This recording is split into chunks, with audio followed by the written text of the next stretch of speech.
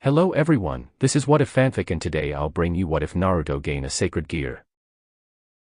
The link to the story will be in the description. If you want to hear a fanfiction, please comment down below. Now on to the story. After the conclusion of the Fourth Shinobi War, Uzumaki Naruto has gone on with his life and was made the 6th Hokage of the Leaf Village after some years after the war, as Kakashi declined it. In those years he married Hinata Hyuga and had 2 children. Boruto Uzumaki and Himawari Uzumaki. After achieving his dream of becoming the Hokage of the Leaf Village and maintaining peace and passing the hat to the next generation, Uzumaki Naruto lived a peaceful life with his family. He had become the new Jinchuriki of the current Juubi, Kurama. All the Baijuu merged with the Kyuubi and created the new Juubi. Kurama, already regaining his other half of chakra after the Fourth Great Shinobi War, was more than happy to accept. Kurama himself is a large beast, but merging with other Baijuu simply made him a colossal beast. Keeping his original features of orange fur and red eyes with black slits in them, he gained a third eye with a 6 Tomoe Rin Sharingan in it. That eye will always be closed unless it is required. During his remaining time after retiring from his Hokage duties, Naruto mastered all his new abilities gained of becoming the Juubi Jinchuriki. That include his dojutsu, increased physical strength and other skills. He got 2 out of the 3 legendary dojutsu, Sharingan and Rinnegan, and his Rinnegan was normal at first, but when he started his training with it and mastered it, it became special just like Sasuke's. His Rinnegan also had 6 tomos in them, and because of his near limitless chakra, he can activate and deactivate his tomos in the Rinnegan at will. The last one, the Byakugan, was received as a gift by his wife, Hinata. She gave him the gift of Hamura she received when she was taken by Tonari, effectively giving him the Byakugan. And one of the most important things he attained by being the Juubi Jinchuriki was eternal youth. Which in other words means immortality. He won't age. But to keep things moving he used genjutsu just like Tsunade to appear old. When he told this to wife Hinata that he was immortal and can't die, she smiled and said, "That's fine, Naruto-kun. I got my wish of being with you. If I die, I ask you to move on and find love in others. I know how lonely you felt in your childhood without your loved ones around. I know that you can't live alone without anyone. So, please Naruto-kun, move on. If you like someone, then express your love to them how you did to me for the first time. Promise me, you will move on from this life." He promised her to move on with his life. That brings us to the present day, where Hyuga Hinata is being buried. She passed away a few days ago due to old age, as they were 100 years old.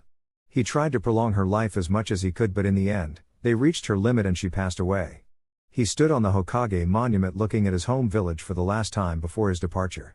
"What do you plan on doing, Naruto?" asked his friend and partner Kurama. Over the years after their initial partnership in the Shinobi War, the Kyuubi started to become more of a friend than a partner to him. "I plan on leaving this world, Kurama. The world is at peace, the technology is developing, and unity and power are equal among all countries. There is no more requirement of me or you here, Kurama. We shall move to a world where peace is necessary and shall attain it there. With the techniques we have with your Rin Sharingan, I can positively say that we can go to a world where we are required. What is your say on this, buddy?" asked Naruto as he stood on his head on the Hokage monument. "It's your wish, Naruto. As Hinata said, it is time to move on. This world is in peace and there is no requirement for you or me. Where shall we go then?" asked Kurama, curious as he wants to know where Naruto's plan to go. "I don't know where, but we will go nonetheless. But I'm certain that we will go to a world full of adventure," said Naruto with excitement. As he wants to go to this new world and explore it, and if need be he will bring peace to that world as well. But he will enjoy it. Being Hokage made some things clear to him. With power comes responsibility, and with responsibility comes paperwork. He didn't how, but the hundreds of clones he made always lost to the bane of existence to all Kage leaders, paperwork. He doesn't want to endure it again. When Kakashi rejected to become the Rokudaime Hokage, Naruto thought the man felt worthless as he lost his Sharingan now. But he didn't know the man had tactfully escaped a death trap. He sighed remembering all those memories. "Are you ready for our departure, Kurama? Hold tight. We're going," said Naruto with excitement practically dripping from his words. "You got it, Naruto," said Kurama, and Naruto prepared himself. They both channeled their chakra into their third eye and a purplish black portal opened in front of them. Naruto stepped into it and it closed behind him. And so Uzumaki Naruto, the Rokudaime Hokage, 6th Fire Shadow, hero, father, husband, and most of all, a man who saved so many lives and remembered as the strongest shinobi to ever grace the elemental nations, was gone. Scene break. Dimensional gap. The dimensional gap is the gap that exists between the 3 worlds, Earth, Heaven, and the underworld, and is considered a void world. Nothing can survive within the dimensional gap without magical, demonic power or other protection. Anyone without such protection dies within a matter of seconds after being exposed to the nothingness within the gap. The dimensional gap is an endless void, wherein in every direction, there is a mix of iridescent colors. As Naruto came through the portal to this empty void, he felt its immediate effects. He felt like his skin is being burnt from inside. Without any hesitation, he opened another portal and jumped into it. Somewhere in Tokyo it is nighttime in the city of Tokyo, the bustling capital of Japan. Most of the city is decorated in the colorful lights of the night. In a dark alley, on the outskirts of the city, a black portal opened and came a man. He landed on the cold floor and rolled on the ground like a barrel before stopping after bumping into a tree. Ouch! Naruto groaned. He didn't expect that he will come to a place where the instant he was ejected from the portal he would be burned. Though he knew that nothing would happen to his body because of his healing and regeneration abilities, he didn't want to take the risk. So, he immediately opened another portal which he hoped will take him to a safe place, and he came here. As he slowly rolled on the ground and straightened himself with the support of the tree, he saw a man in front of him. That's odd, I'm not here for a full minute yet, thought the blonde. The man is tall, appearing to be in his late 20s with an average build, black hair, with some golden bangs and black goatee. Looking at him curiously. He had a gleam of a certain snake, Naruto knew well. He didn't like it. Hello there. Are you the one that opened a portal and came out of nowhere? Asked Azazel, curiosity oozing in his tone. Naruto couldn't answer as his body is still recovering from that damn place and simply nodded. Azazel looked at him curiously. In front of him was a young blonde man, looking like in his late teens, maybe 17 or 18, and on his face were 6 lines like whisker marks and has fair skin, is at least 6 feet tall. He has athletic built with his body's flexibility, thought Azazel looking at the man curiously. He looked like suffering from some kind of pain and is likely to die because of whatever he went through. Azazel got an idea. The proverbial light bulb shining brightly. He searched through his goatee and took out a ball, which is half black and half gold and white.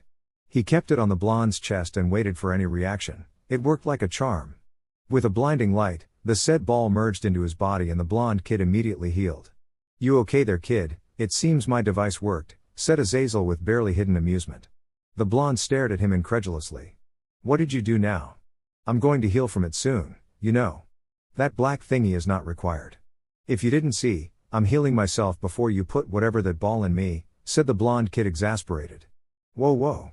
Calm down, kid. I didn't kick your puppy. I just helped you recover fast, that's all. But you should be thanking me because without my help I'm sure you would have died soon. He paused, assessing the reaction, which is a blank face. Anyway, leave about it and tell me, do you feel any change in your body? Like lightheaded or drowsiness or any other changes? Tell me, Azazel asked, more like demanded the blonde, in the same made glee and excitement Naruto saw in one other person. If his research was successful, then this kid is going to be one of them, thought Azazel, stepping closer into Naruto's personal space to scan him. What now? No, I don't feel an Ge. Suddenly, to both of their surprise and utter horror to Naruto, his body lit up. Orange, white and black colors glowed simultaneously like they are in a light show and dimmed down slowly after some time. This sent Azazel back a few steps. Whoa! What was that? I feel lighter now. Hey, old geyser, what did you do to me? Asked Naruto with tick marks appearing on his face. Azazel scratched his left cheek sheepishly and replied, not pressing on the comment of old geyser. You see, I'm a scientist and I experiment on sacred gears, powerful artifacts, and in some cases create some. The ball I kept in you is one of them, which contains 2 different light elements and shadow/darkness. I used the holy light used by angels and the fallen angels and combined it with the soul essence and power of a powerful shadow dragon named Skiadrum on his last wish before death. Which in turn should give you the power to use both light and shadows, he said, giving Naruto a once-over. And by the looks of it, my experiment was successful, as you are still alive and kicking. Congratulations, kid, you now possess a sacred gear which is on par with the mid-tier Longinus and a dragon type 1 to boot. Your sacred gear's name is Shadow Light, said Azazel with much enthusiasm and joy as his chest puffed out in pride. With this result, he can proceed to add this to his list of successful experiments and work on his own with Fafnir. For Naruto, it is like listening to a math class. Which means, he didn't understand anything. But he could feel lighter and his awareness about his surroundings had increased. While this old geyser was rambling about himself and his great inventions, Naruto asked his trusty partner about this. Kurama, you can feel it, right? That ball gave us something related to light and darkness like this old guy told us, and he is strong. Though he is surrounded by something dark, his intentions and personality are good.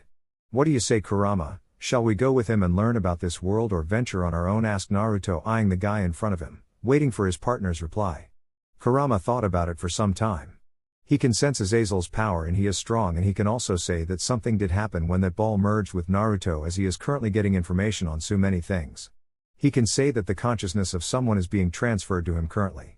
Maybe these memories and information belong to that skiadrum that this guy told about, thought Kurama. And he seems to be a good person. So he made his decision. Go with him, Naruto.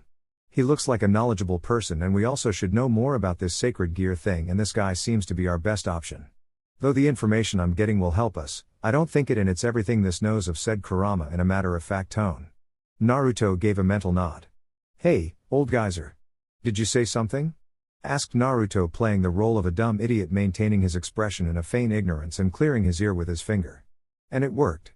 Azazel got a feeling to kick the blonde in the gut for ignoring him like he was a mad scientist, but he overcame it. Ah, I'm sorry, kid. I forgot about you.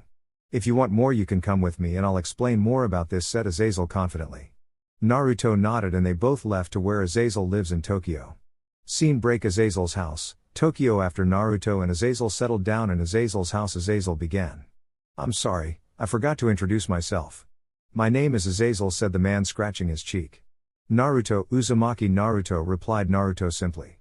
That's a Japanese name, said Azazel aloud. Okay, now on to business. To tell you from the beginning about the history of this world, I need to tell you about the supernatural world's history first, said Azazel in an all-business tone, to which Naruto nodded.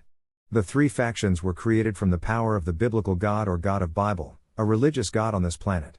When he first created us, everything was good going, all the angels were following his orders and living peacefully. But one day Lucifer, one of the first angels to be created, had a disagreement with Father and took his followers and left heaven to raise war against heaven and Father to take the throne of heaven from him. He shed his angel wings and replaced them with the wings of a bat. Coincidentally, at the same time, some of the angels of heaven committed or thought of doing one of the 7 sins of lust, sloth, greed, envy, wrath, gluttony and pride, and fell from grace from heaven and became fallen angels with the wings as black as night, signifying their fall from grace. Most of the fallen angels under my leadership formed an organization called Grigory, which was already established when we are in heaven and inhabited in the underworld, otherwise called hell. He took a deep breath and continued. We had a conflict with devils on the territory, as they also live in the underworld. And so began what is now called the Great War. During the war, all the three factions of the Bible fought against each other for so many things. Devils fought to capture heaven and dethrone God under the leadership of the 4 great Satans. Fallen angels fought with devils to get in the good grace of the God under my leadership and get back to our position back in heaven. Angels fought under God's orders to save humanity from the supernatural world and to maintain peace in the world. The Great War lasted for several millennia, resulting in drastic losses to all three factions. First we, the fallen, retreated, as I saw no point in continuing the war any further. After that, both devils and angels also retreated, creating a temporary truce. But the damage was already done. Because of the injuries suffered during the war, the original 4 Satans, Lucifer, Leviathan, Beelzebub and Asmodeus, succumbed to their injuries and died. Even the God of the Bible, my father, died because of his injuries, Michael taking the leadership of angels, maintaining the balance and becoming the protector of heaven. This is classified information. So, I suggest you not tell this to anyone, as its impact will be devastating on the three factions. And to my faction, we suffered great losses in our number and are recovering from our losses, he said sadly with grief. Lucifer made creatures which are opposite to angels in every way of speaking, literally and figuratively. He, with his followers, originally formed the 72 pillar clans of devils with different powers and bloodlines. He created a new race who are opposed to light and named them devils, the opposite to angels. He, with 3 others, became the first 4 leaders of the underworld to go by the name Mao or Satan. All devils are in a way his children with his wife Lilith. There were 72 clans at the beginning, but because they participated in the Great War it was declined to 39 clans. After the death of the original Satans, it didn't deter their children from making plans to go to war on other factions. And when they were making plans on how to make their attack, all the other pillar clans opposed the idea, as they feared that this may lead to devils as a race's extinction, and formed into an anti-Satan faction, and so the civil war began. It went on for some years, resulting in the victory of the anti-Satan faction, banishing the children of original Satans to the outskirts of the underworld. The 4 strong devils who played a great role in victory were made the new Satans of the underworld, and led to a peaceful time in the underworld. This resulted in a sharp decline in the surviving pillar clans as well, which were declined to 27 if I remember correctly. The first and foremost clan is the Baal clan, which holds the rank of Great King famous for their power of destruction which erases everything from existence, and the list went about all other clans which included Agaris, Belial, Phoenix and so on. But Azazel didn't say about 4 specific clans. But he continued. And this concludes about the explanation of all devil clans. Expect 4 clans whose former heir becomes the current 4 great Satans of the underworld. Those are Gremory, Sitri, Astoreth and Glaciolabalis. The current strongest devil is known as the Super Devil and the Mao Lucifer. Surzex Lucifer is from the Gremory clan with he had power of destruction through his mother. Seraphol Leviathan, formerly Sitri, the Mao Leviathan who is responsible for foreign affairs, uses ice magic. Ajika Beelzebub, a former member of the branch family of the Astaroth clan, is a genius who invented the evil peace system and another super devil. He has created the famous Kankara formula which was said to bend the reality. And finally Falbium Asmodeus from the Glaciolabalis clan, who is the physically strong enough plow through buildings reinforced with magic. These are the Satans and the strongest devils said to surpass even the original 4 Satans. The evil peace system created by Ajika Beelzebub helps devils to reincarnate other races into devils. This system is based on a chess game. So the pure-blooded high-class devils can reincarnate humans into reincarnated devils to bolster their numbers. Angels also have the same type of system, but it is in the form of a deck of cards. All the seraphs have their decks. We fallen angels don't have any such system, as angels fall from heaven, and we can have our children to add to our ranks to increase our numbers, and my effort of creating artificial sacred gears is one such attempt to improve our strength, said Azazel. Though it was a lot of information to take in, Naruto took it well, but he had one question for this man. All this information was valuable and he is telling him all this, just like that. He didn't think, why are you telling all this to me? I'm new here, but you didn't need to tell me all this, and as I can say that it consists of some important facts like the death of the biblical God and some other things. For all you know about me, I'm a stranger who came out of nowhere and may use this information against you or something, asked Naruto, calculating. If the man wants to play the game, who is he to object? Azazel simply smiled and replied. You are correct. I don't know anything about you. But I'm telling you this as a way of reminding myself of all the past that happened, and I can tell that you don't know about this world by the way of your entrance. As it serves 2 purposes of giving a detailed explanation of the history of this world and reminding myself of my goal to achieve peace to this world, and I can say that you are powerful from the power I can feel coming from you even before implanted the sacred gear. If I can make you an ally, that will be good for everyone in the future, said Azazel with a neutral tone. During all his explanation, Naruto didn't feel any kind of malice or animosity towards any other faction or any disrespect, neither disdain towards the man who cast others out of heaven, nor any pride in his achievements in his life or position as a leader of fallen angels. He can say that this man is powerful and intelligent, and if he is telling all this to him and deduce that he is going to be a valuable ally in the future, Naruto knew that he had some kind of plan in mind to use him in future. He can't help but appreciate Azazel's straightforwardness. He was used to being respected and admired as a war hero and leader of the village during his reign as Hokage and after the 4th Shinobi War in Elemental Nations. As a fellow leader, he can appreciate Azazel's attempt to gain an ally by being straightforward, and so Naruto concluded. Azazel is good with wordplay and his intentions are good as well, which means he is doing this for everyone, not for any personal gain. Yes. I can use a person like you as an ally, as you know more about this world than me, Naruto said, smiling, and continued. For giving me that sacred gear by reviving me as you thought and all the information you gave me, I'll give 2 favors. As for my allegiance, I'll wait for a while and see, said Naruto, and continued. I want to explore this world and know how it works for myself. Speaking of my sacred gear, can I conclude that you have a plan to train me how to use it yourself, as you are very interested in making and using them, asked Naruto sharply, the calculating tone returning to his tone again. Azazel smirked at this development. He thought Naruto would be intelligent, but he didn't think Naruto's intelligence to be this sharp, but he can conclude that Naruto was indeed powerful, and with the addition of his new sacred gear, he is going to be a monster in future, which is just a bonus for his allegiance if Naruto decides to ally himself with them. As for another way, if Naruto didn't ally himself with them, he should think something about it in the future, but from the looks of it the man in front of him is a good person and he concluded he will decide for the best. Azazel nodded his head to Naruto. Yes, I intend to train you in the use of your sacred gear Shadow Light.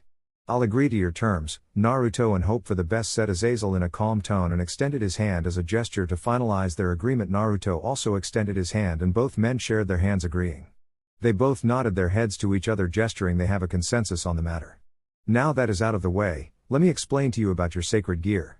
Your sacred gear is called shadow light, and as I said earlier, it is made from two elements, or rather, sources.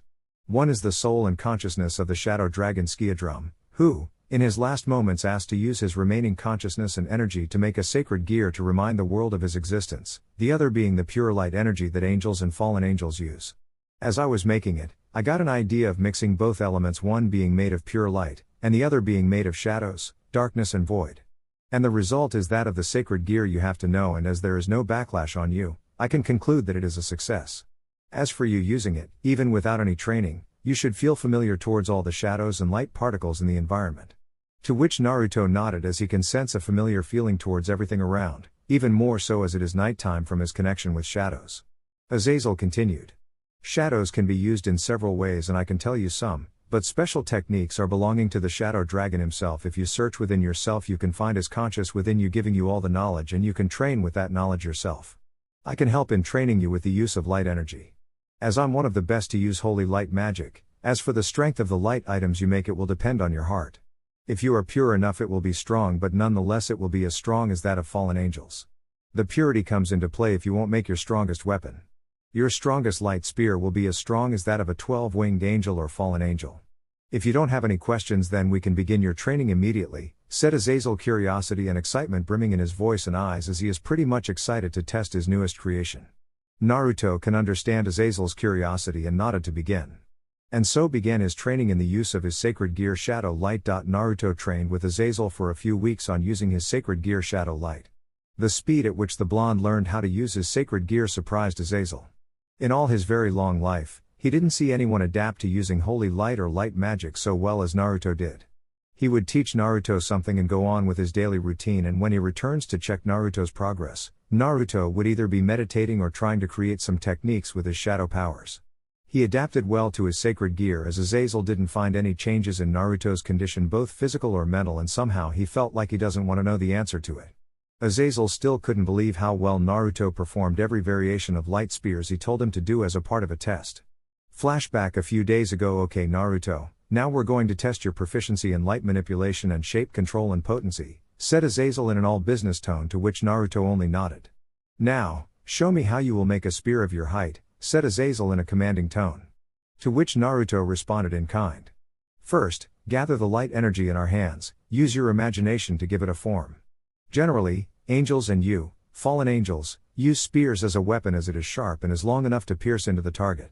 So, I'll do the same as you, in that way you can assess it well, than in any other form, said Naruto in a neutral tone, and made a light spear which is 6 foot tall with a pale white color with an orange tint in it, and threw it towards the target in the training room, which instantly vaporized. Azazel nodded at the show of strength and observed it closely to see any mistakes in form or lack of speed, but didn't find any, and so he moved on. Well done Naruto, now let's test other forms of your light, said Azazel in a neutral tone. As he is quite confused about what Naruto told him, that they were not using the holy light properly, as he can attest to it to some extent, but to be called upon on it after so many years of his birth is quite embarrassing, as their father, the biblical God, didn't point any mistake in it when he was alive. Maybe it is time for a change of pace after all, thought Azazel, sighing to himself. He looked at Naruto, who was preparing to do something. You see Azazel, I can attest to the power, accuracy, proficiency and strength in using light spears, but didn't you try anything different in your long life? Why do you use only light spears as a weapon? Why not use light as a defense instead of only offense, said Naruto in a smug tone and somewhat chiding, as he was showing something new to a child, towards the leader of Gregory. He wants to show his progress in light release, or kotan as he likes to call it, as a former shinobi. He internally smiled at himself at the nostalgic moment. Here he was far away from his world and learning how to use an element which he used in the past in a different form, and from a leader of a powerful faction, but still acting like a shinobi he once was. Maybe what they say is true after all. Old habits die hard, thought Naruto internally, smiling to himself. Naruto used his light magic and imagined it surrounding like armor. It formed into an armor made of light and was like a second skin to his body. Azazel saw in amazement as Naruto made armor out of his light magic, which can be identified because of its orange tint. See, Azazel, you can protect yourself from attacks by covering yourself in light armor, and it doesn't hurt much, because this light is made up of your energy, and it also enables the users to move faster and protects them while moving, and you can always throw light spears at the enemy as this armor doesn't restrict movement, said Naruto in a matter-of-fact tone. He could see the gears in Azazel's mind running to potentially use this technique, and Naruto can understand it. After all, Azazel is a scientist and a good one at that. The creation of a complex sacred gear as his own is one example of that. To combine opposite elements of light and darkness/shadows is not an ordinary feat. After that, Naruto Azazel both practiced with their light armors and then some. Flashback, and after that Azazel also told him about other sacred gears. Sacred gears, also known as God's artifacts, are items with powerful abilities bestowed upon humans by the God of the Bible. The original God of the Bible created the sacred gears as part of his system to enact miracles on earth. It is stated that certain individuals with sacred gears have grown to become very powerful and famous, that their names etched into the history of the human world. There can be more than one sacred gear of the same type, and a user can have more than one at a time. Sacred gears varies from the common twice critical to the rare sacred gear Twilight Healing, with the only exception being the Longinus, which are all unique in their way. These Longinus are called God-killing weapons. If a sacred gear is removed from the owner, they would die, said Azazel in seriousness. Humans or human hybrids are the only species able to be born with sacred gears, however, they maintain them upon their reincarnation into devils and angels. In Grigory, I have devised a way to extract a sacred gear from the original possessor, but it results in the death of the owner of such sacred gear, so I forbid anyone in using this way, and that is why I'm working on creating some new sacred gears. Naruto. A person can own more than one sacred gear at the same time. However, this almost always happens because the individual comes to a second or even more sacred gear through irregular circumstances than through birth, said Azazel in a calm voice. Your sacred gear Shadow Light is on par with a Longinus class sacred gear with a dragon soul in it. There are two other similar sacred gears. Divine Dividing and Boosted Gear host the souls of the heavenly dragons Albi and Guider, one of the two heavenly dragons and the archrival of Draig. He is called the White Dragon, also known as the Vanishing Dragon, White Dragon Emperor and White Dragon Emperor of Supremacy. He is currently residing within the Longinus, Divine Dividing, wielded by Vali Lucifer, my foster son, a human/devil hybrid. And the other one being Draig Gok. Draig is one of the two heavenly dragons in the archrival of Albion. He is called the Red Dragon, is known as the Welsh Dragon, Red Dragon Emperor and Red Dragon Emperor of Domination, who resides within the Longinus, Boosted Gear. We are currently searching for the wielder of this Longinus. Your sacred gear also hosts a soul of a dragon, which is said to be on par with the heavenly dragons, even though it was never tested when he is alive, said Azazel in a doubtful tone, as he doesn't know how dragon powers are tested. Naruto mentally laughed at his confusion, as he already got confirmation from Kurama that a new source of power entered his body and is currently merging with Kurama. If all went according to their plan, then Kurama and Naruto can change into a big-ass dragon. Naruto thought, intrigued, how awesome it would be to transform into a dragon and use dragon powers. Man, I can't wait to do it, thought Naruto, excited. Azazel continued. I'll explain to you about other Longinus now, said Azazel in a matter-of-fact tone, and started his explanation from True Longinus, Zenith Tempest and other Longinus class sacred gears. It took him a while to explain everything to Naruto, to which Naruto patiently listened. After completion of his explanation to Naruto, Azazel asked the question which he was thinking since meeting Naruto. What will do know, Naruto? You got all knowledge about the supernatural world in general and mastered your sacred gear. Will you stay with me, or do you have any other plans? Asked Azazel in a curious tone. Naruto thought about it for a while before responding. Nice question, Azazel. As I told you before all this, I had planned to roam across the world to see it for myself, and I'm going to do that. Don't worry, we'll be in touch. You can ask me anytime to cash in your favors. By the way, can you create an ID for me? Asked Naruto sheepishly, rubbing the back of his head. He didn't remember it till now that he didn't have any ID here in this world, and if people asked him his ID, and if he showed a card showing something about elemental nations and his status as Hokage, would be awkward to deal with, or they even think he is a lunatic. Azazel smirked at his sheepishness and nodded.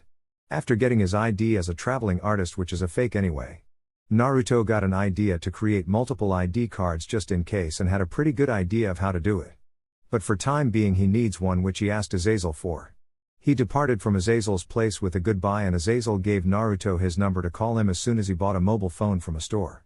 Naruto saw the currency of this country in Azazel's place and created a few 100,000 yen to spend. He went to a shop to buy a phone. He bought a good phone based on the features the seller told about the phone. He rang Azazel to let him know his number and moved on with his journey. Based on what he observed till now, this world's technology is the same as when he was the Hokage of the Leaf, so he can adjust to it quite well, and he knew most of the systems as he worked with them in his time. Naruto took few more items such as a laptop, few color brushes and colors to keep up his appearance as an artist, and went to a ramen stand to eat ramen. Though in his long life, He started eating other foods after marrying Hinata, who insisted on a balanced diet. He still likes ramen a lot. After eating ramen, which in his humble opinion is not bad, he went to a rooftop and trekked to the top of a skyscraper and sat cross-legged and absorbed the natural energy. Though it is difficult to collect in this urbanized city, he absorbed in much worse conditions, so it is not a problem for the likes of Uzumaki Naruto. Let's see, where is the highest concentration of natural energy present? Thought Naruto to himself. But he observed something in the energy itself. The natural energy he absorbed felt tainted, like someone sprayed poison across the air and tried to influence him, but to someone who changed the heart of hatred-filled Kyuubi, this is not a problem, but this concerned him. Did you notice that, Kurama? The natural energy feels tainted by some kind of malice. What do you think is the cause of this? Asked Naruto to his trusty partner. Kurama also thought about it and replied. I don't know, Naruto. But didn't that crow tell something about wars among humans and the supernatural world? Maybe because of those events the natural energy is tainted with that malice. But it can be cleaned easily by you as a sage. You can do it without my help, don't you? Asked Kurama knowingly. He knew Naruto too well to not understand his intentions. Damn right, Kurama. I'm going to make this world a safe heaven to live in. So I'll do it, but I sense a large concentration of it nearby. I think we should check on it, Kurama. What do you say? Asked Naruto excited. His excitement is too infectious to not spread to Kurama over the period of time, so he grinned and agreed. And so they both left to the place where Naruto sensed a large concentration of natural energy. Scene break somewhere in the streets of Kyoto. Yasaka, a beautiful young maiden, who looks like she is in her late teens, was seen strolling in the streets of Kyoto, urgency clearly visible on her face. She is in a hurry because it was that time of the year when all yokai get in heat, or mating season, when all yokai mate. As a young yokai herself, it was her first time mating season, so she determined to do it with a strong man instead of any random yokai, as they would obviously be interested in her, as she was the leader of the yokai faction of Kyoto. She was searching for that strong person in the streets of Kyoto for a few hours now and found none. As a powerful being, she desires to do her first time with a powerful man, as well as that too much to ask for. If I didn't find anyone strong in the next 5 minutes, I'm going to find the best one available here, she thought to herself, resigned to her fate of not mating for the first time with a powerful man, and started her countdown. Yasaka has both a human form and a fox form. In her human form, she appears as a young woman with a voluptuous figure and very long blonde hair with matching eyes. She is a woman with delicate facial features, and her eyebrows are cut very short and round, a symbol of nobility. Her hair is usually tied in a loose ponytail, reaching all the way down to her waist, that ends in a spiral, with taut bandages to keep it in place. She usually wears a traditional shrine maiden attire, and over that, she wore a white coat held closed by a red ribbon. Somewhere in the side street, Kyoto, Naruto used his shadow manipulation granted to him by his sacred gear to arrive at the place where he sensed the large amounts of natural energy. He came out of the shadows of a dark alley and moved out, only to bump into someone. The person who bumped into him fell because of the force, and he stumbled and fell on her. Their faces were just inches apart, and he could feel the breath of the person on his chest and felt something soft pressing against his chest, and looked down to see large plump mounds of flesh in quite a revealing outfit, if he says so himself, and looked up to see the owner of such great body, only to be surprised by the amount of lust oozing out of her like a mist. He could sense it because of his emotion sensing ability granted to him because of his partner, Kurama. Holy shit, Naruto. What have you done to us this time? Screamed Kurama in his head, as they both can feel the power from this woman and the one in her eyes. How do I know, Kurama? I'm walking out to the alley to go out into this city and find the reason for the concentrated natural energy, and bumped into her, and looks like I really dragged us into some deep shit, said Naruto, unnerved. Unable to bear the awkward silence, he broke it. Are you okay, miss? Asked Naruto in Japanese, with as much apology as he could muster in his voice. Normally in these cases in elemental nations, if the female likes you, she would respond positively and act like nothing bad has happened. But if the female doesn't like you, then they would chase you around the village calling you a pervert. In most of the cases, his late sensei, Jiraiya, will land in the latter cases, but Naruto has put his faith in his luck to come out of this situation unscathed.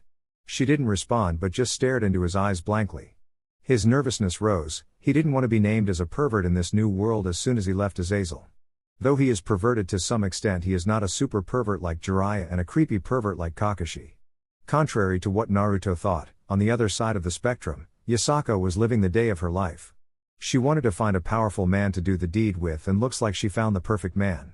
She was so giddy that she just stared into his eyes blankly outside, but she was doing a victory dance in her mind with all the background music and raging waves hitting with one another and showing a victory sign. If Naruto had seen it, he would have thought that guy's flames of youth were burning brightly in this woman. After some time, She felt the lack of warmth on her and came out of her musings to see the blond man stood up and currently dusting himself off and looked at her and smiled. A smile made her heart skip. "Are you okay, miss? I'm sorry I bumped into you. I was thinking about something and didn't see where I was going," said Naruto sheepishly, rubbing the back of his head. His smile made Yasaka throw herself into his arms and cuddle with him, never to be interrupted. But she was on a mission to find a man to calm her lust and cool her heat, and she is determined to make him hers, not hers alone though. Naruto saw the determination rise in her eyes and felt a chill run down his spine. Now, what is she planning? Thought Naruto seriously, feeling for the safety of his health. As in his perverted sensei words, hell hath no fury like a woman wronged a/n. I know it is a woman scorned, but to suit the situation it is changed. So don't point it out in your reviews. He gulped the lump in his throat and his partner is yelling at him to run for his life. Why are standing there, you moron? Run.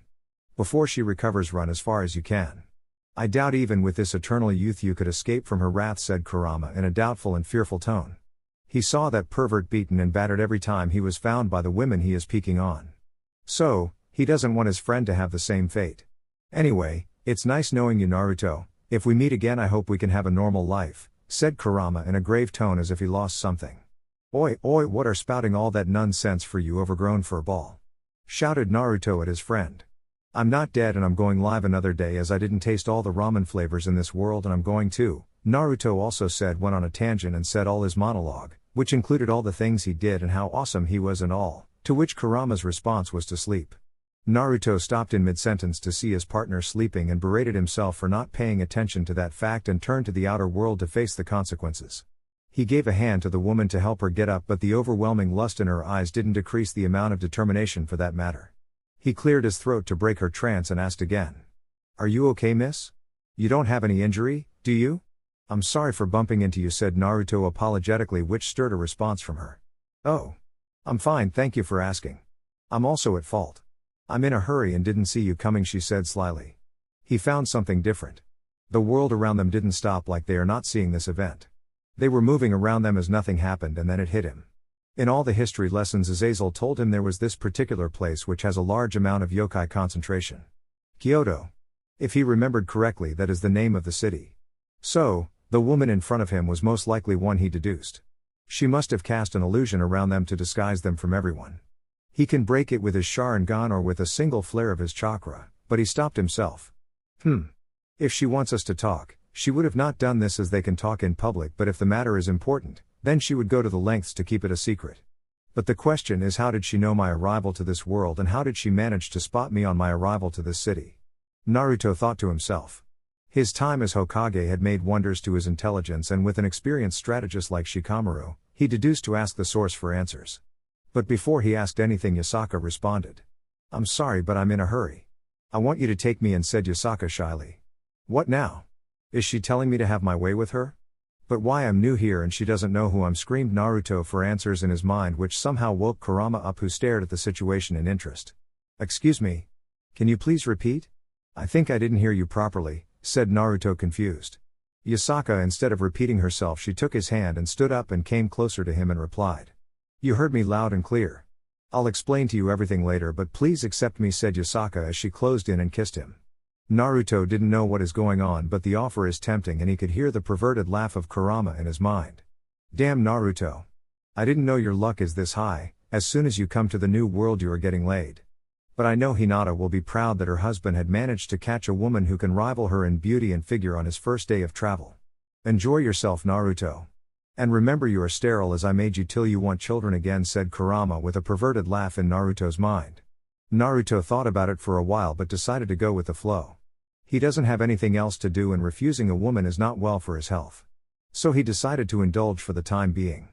Might as well get this over with, thought Naruto to himself, and accepted her offer. Let's move to somewhere private and we shall continue, said Naruto in a soft whisper which managed to bring a smile to her face. They moved to a hotel where he arranged everything. Scene break. Next morning, after they had a night full of pleasure, Yasaka opened her mouth and explained her situation. Of course, she didn't include the supernatural part but explained the rest. Flashback. Last night, post-pleasure, after a pleasurable and calming intercourse, we see Yasaka in Naruto's arms, covered in fresh sheets up to her neck for Yasaka and up to his waist for Naruto. So, can you finally open your mouth, princess? As you asked, I did it with you, and as you promised, Give me some answers, said Naruto sternly, leaving no room for argument. Yasaka slowly nodded and replied. Thank you for your help, Naruto-kun. I'm grateful for your kindness, she said as she pecked Naruto on the lips.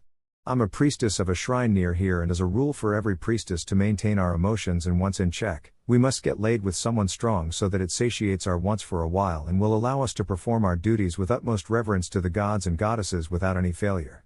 I was newly appointed as the priestess of the shrine and was running low on time to find a suitable man, and when I was about to pick up a random person, you bumped into me. I could feel a great strength by the way you stood when you bumped into me, and so I asked for your help, which you agreed. I'm grateful for that, she said in a relieved tone. From her point of view, she was not mistaken. But Naruto could see through her lie.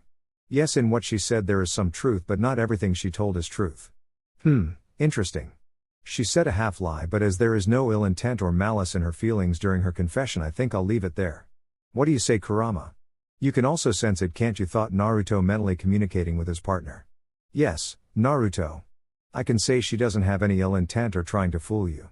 So we can leave it there, and I can sense her power, and by the looks of it, she is what I used to be. She is a QB, Naruto. Though her power is not as strong as mine with my full chakra, she is comparable. If she matures some more she can reach my former power, but with my current power she won't stand a chance, said Kurama smugly. He is a Juubi after all.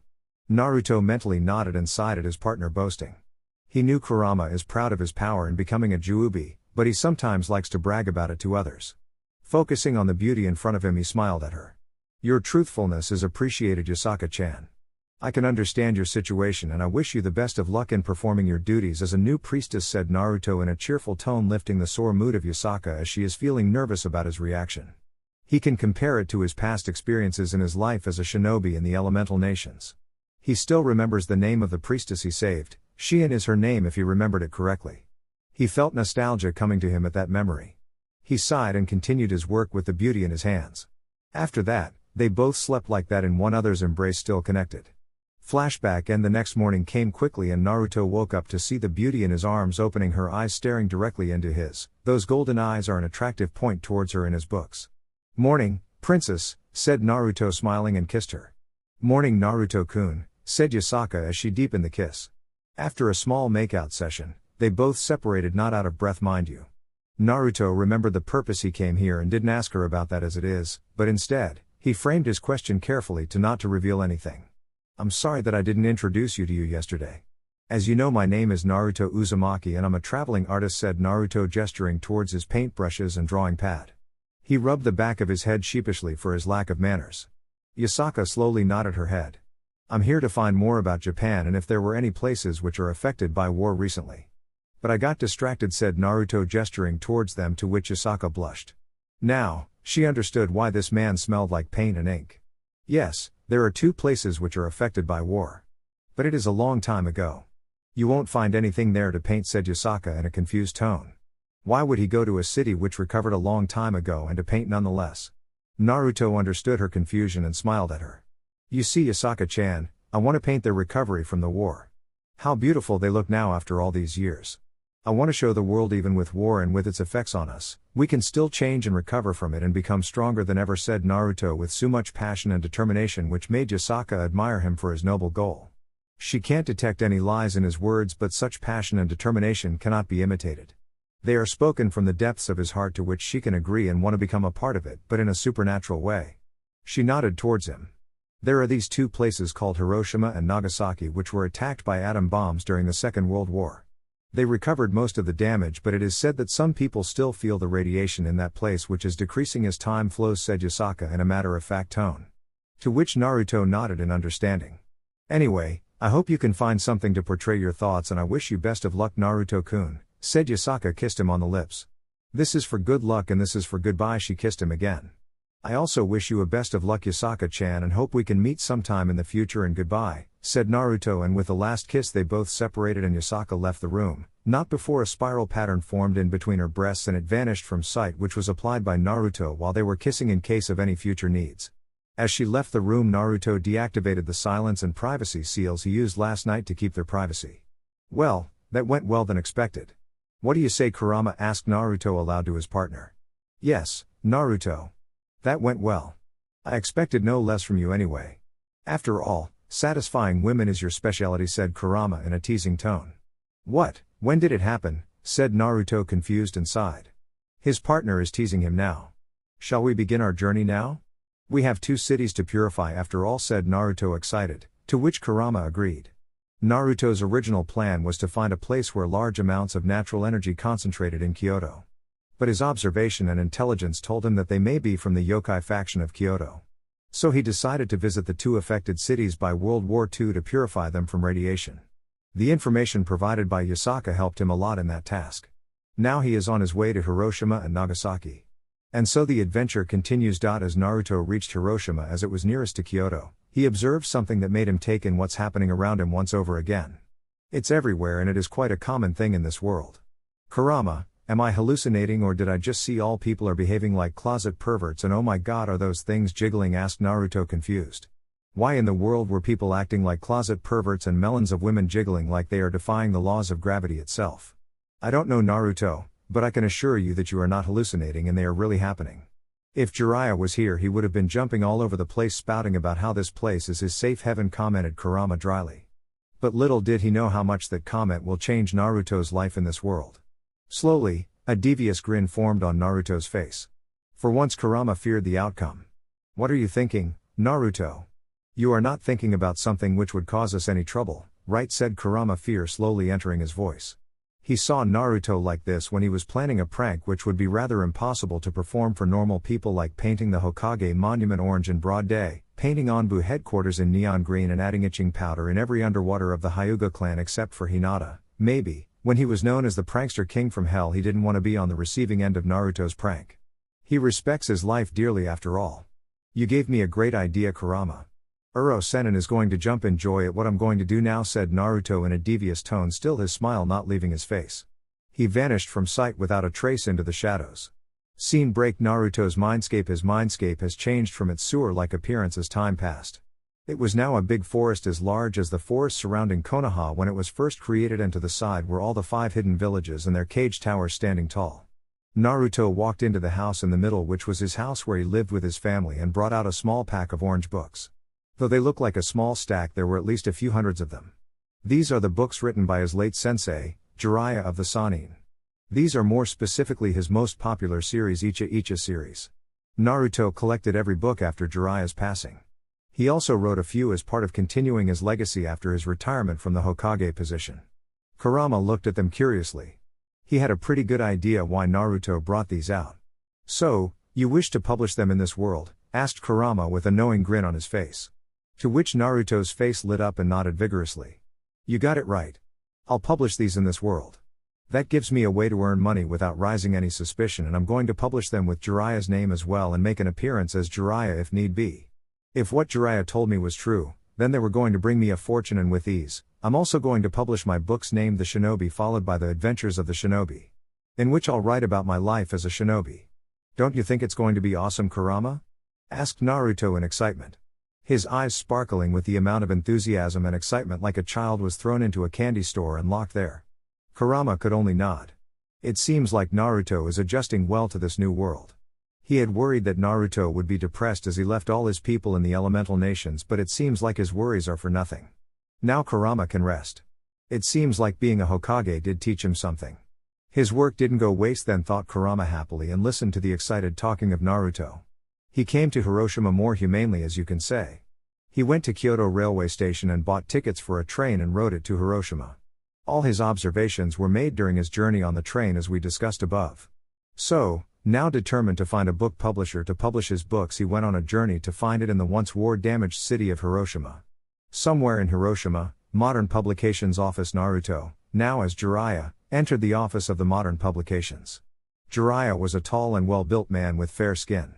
He had waist-length, spiky white hair that was usually tied back into a ponytail, with 2 shoulder-length bangs framing his face. There were red lines under his eyes which extended further down his face, going all the way down to his cheeks.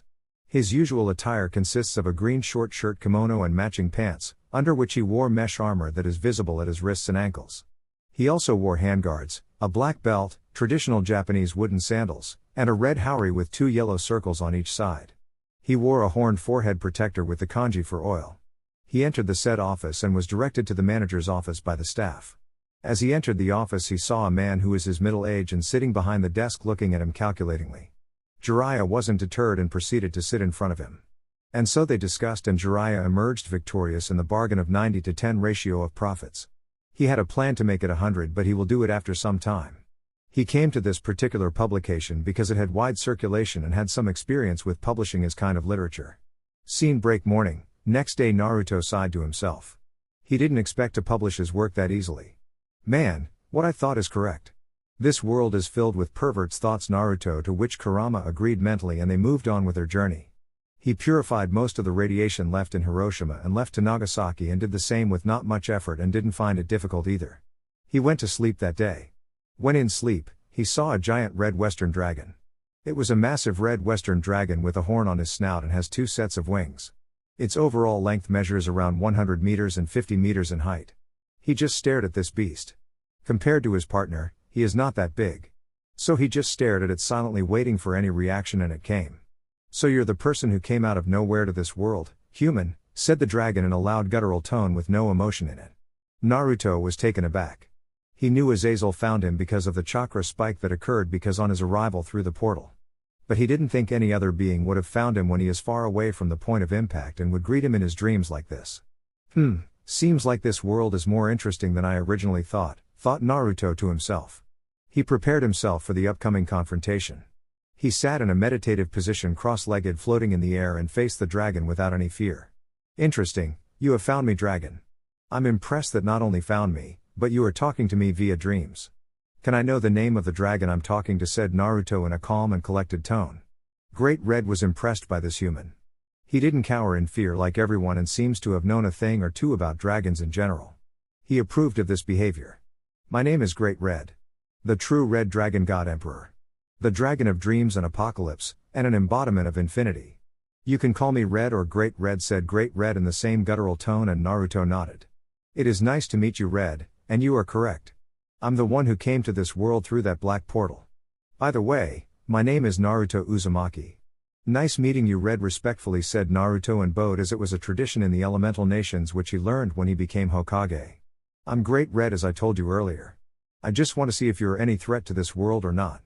But when I saw you in this dream, I found something interesting that I want to talk to you about, said Great Red in a neutral tone. Naruto was surprised that he could sense what the dragon is thinking and decided to come clean. He didn't have many friends in this world and decided to change that. Oh, you found something.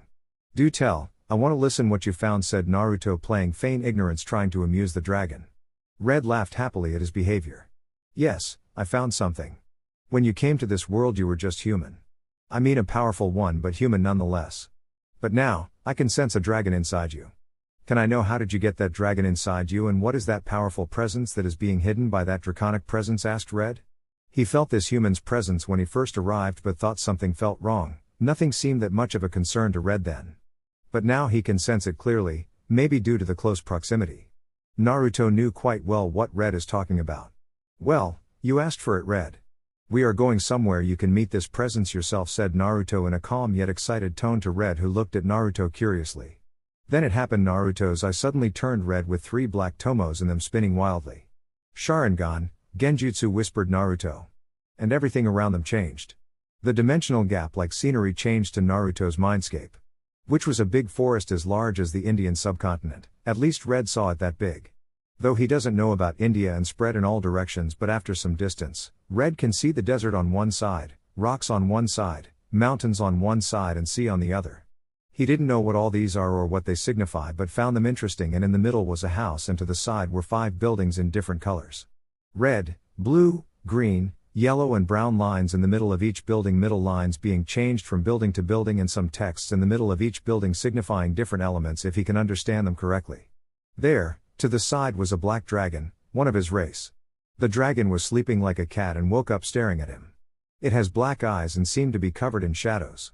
The human in front of him walked closer to the dragon and talked to it. It's fine, Kurama. Red here is our new friend and wishes to learn about us.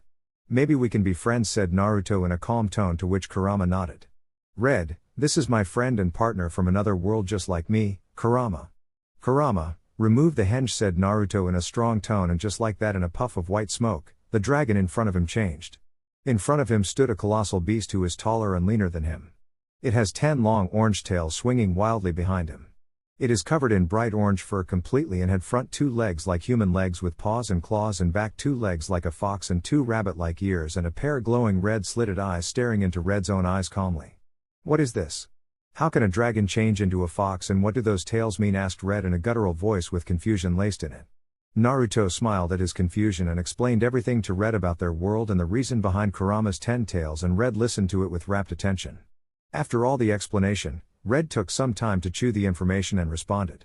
So you are telling me that this fox is the most powerful being on your planet and you both came here as you are searching for a world to be and arrived here in that black portal and now we are in your mindscape as in your inner world, said Red, summing up everything Naruto told him. Naruto nodded at that. Yes, you are correct. My friend here is the strongest of all in my world and I'm immortal as well. I think I missed telling you that fact, said Naruto in a more cheerful tone. Red, is it? It is nice to meet you. As for the information we have got till now, you are the strongest of all the beings in this world. Is it true? Asked Kurama, excited, thinking to get a fight out of it. Red was surprised for a moment that this fox dragon is directly talking to him, but decided to answer the question anyway. Yes, I'm the strongest being in existence in this world. The true Red Dragon Emperor and the Dragon of Apocalypse and an embodiment of infinity and so on. I have many titles as they call me. But I don't like staring. If someone stares at me I'll get annoyed and I like stunts as well, responded Red in a more cheerful tone.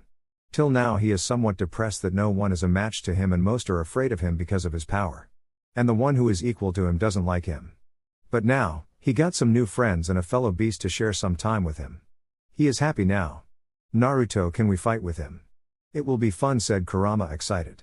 He can't help but feel an urge to fight this dragon to prove his strength. Maybe it was childish, but being childish once in a while never hurts. No, Kurama. If you both fight it may result in world destruction and I don't think our new friend to have a bad impression of us. He might have his work to do. What do you say, Red, said Naruto with a certain look in his eyes. Red thought about it. It looked like a good idea, but they should also count the collateral damage they would do. If they fight, the world may collapse immediately because of the extent of the power released. Red nodded inwardly. Yes, I think what Naruto said is right, Kurama.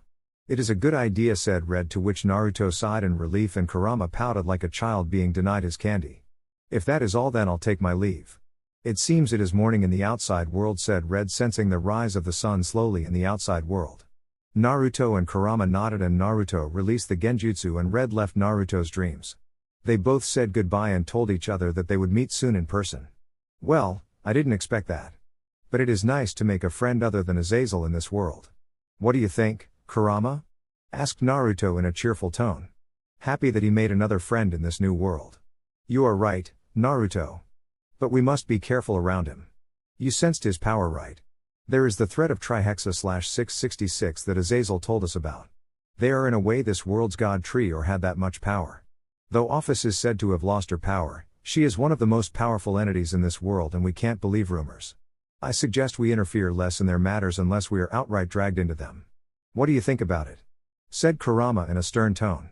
He gave some time to Naruto to think and continued. Think about it, Naruto. Our presence will be the right tip for another war in this world, or if not for that they would fight for our support. You know our power well.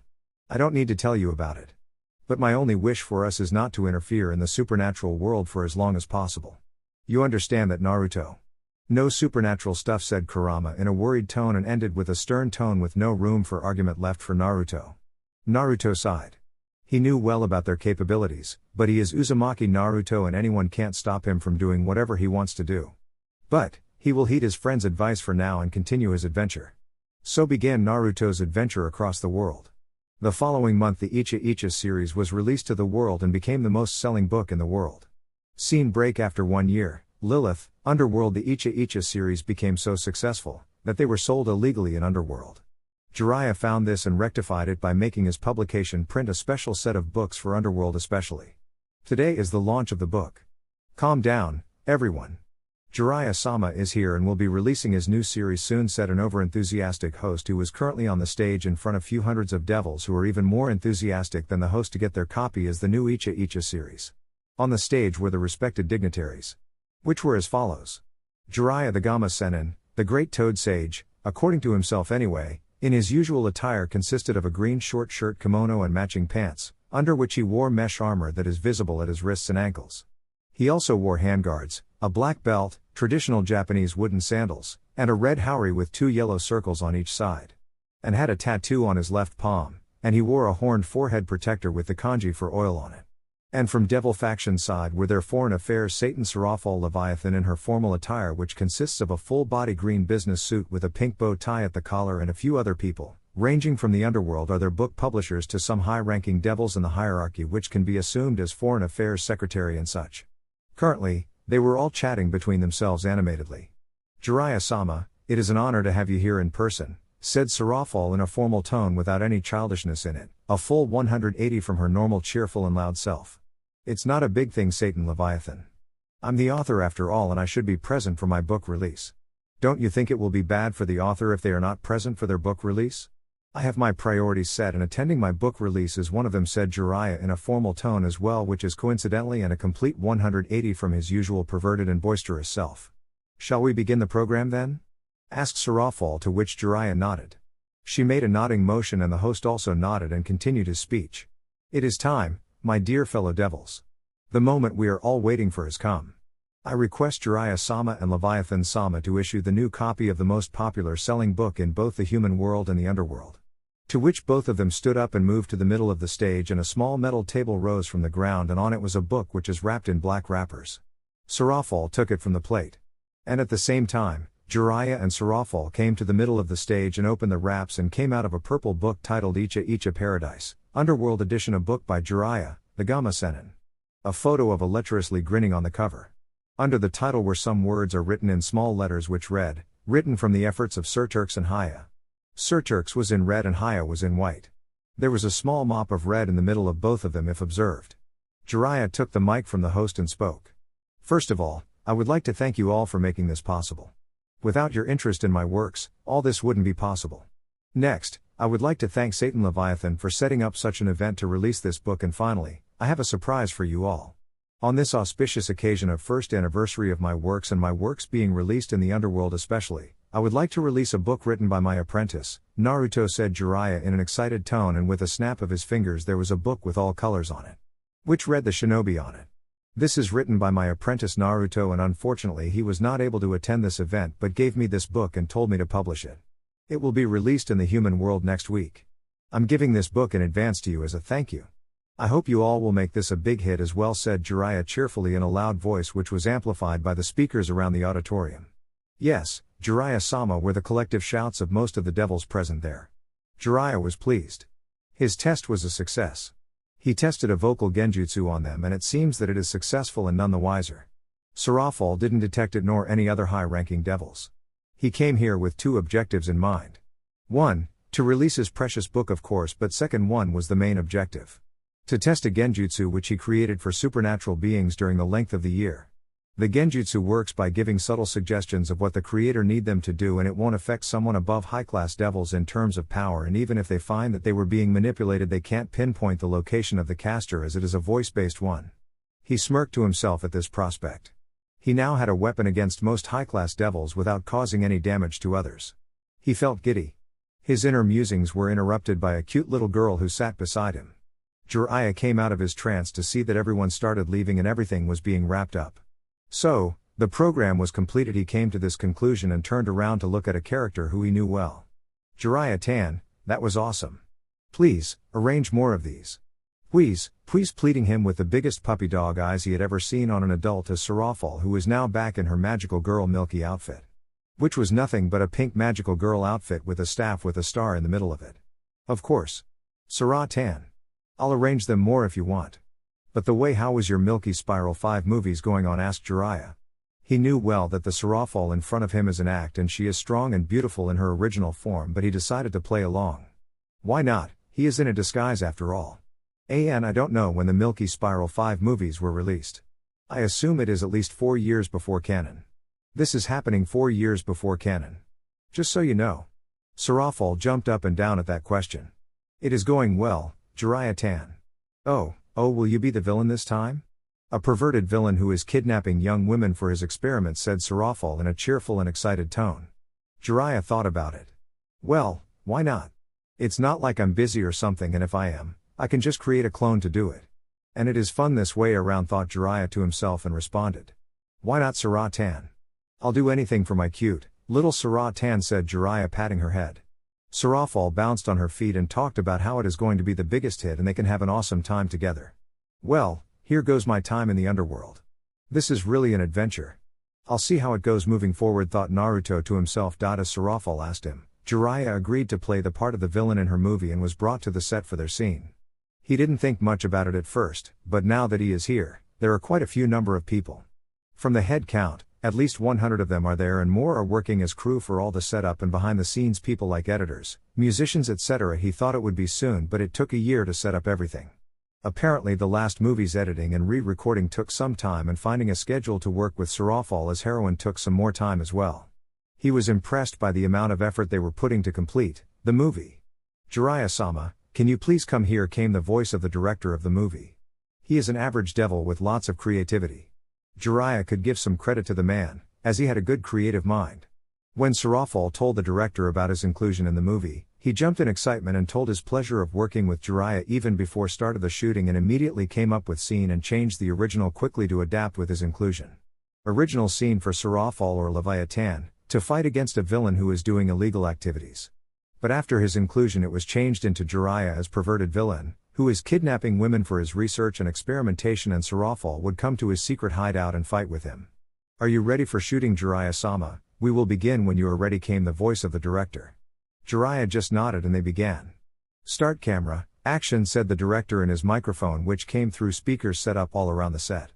Jiraiya jumped down and picked up a woman and vanished from sight to his hideout. And it repeated for some time, and he took at least 10 women with him. He came to pick up another woman when out of nowhere wind came and knocked him back and crashed into the wall, which is 10 feet away. Ugh, said Jiraiya and rubbed his sore back, which was the point of impact. Your evil acts will stop now. You villain. Because magical girl Leviathan came here to stop you, said Sarafal in her pink magical girl outfit and staff with a golden star in the middle glittering. The villain looked at the magical girl and contemplated his actions and threw a smoke bomb and ran off. You coward, come and face Leviathan. You Uro-Sennin, said Sarafal. Uro-Sennin is the name given to the villain in this movie, who is perverted in more than one way. Which coincidentally matched the name Naruto called Jiraiya with. If you are really are who claim to be, then come and catch me. You little girl, said Uro-Sennin and ran away.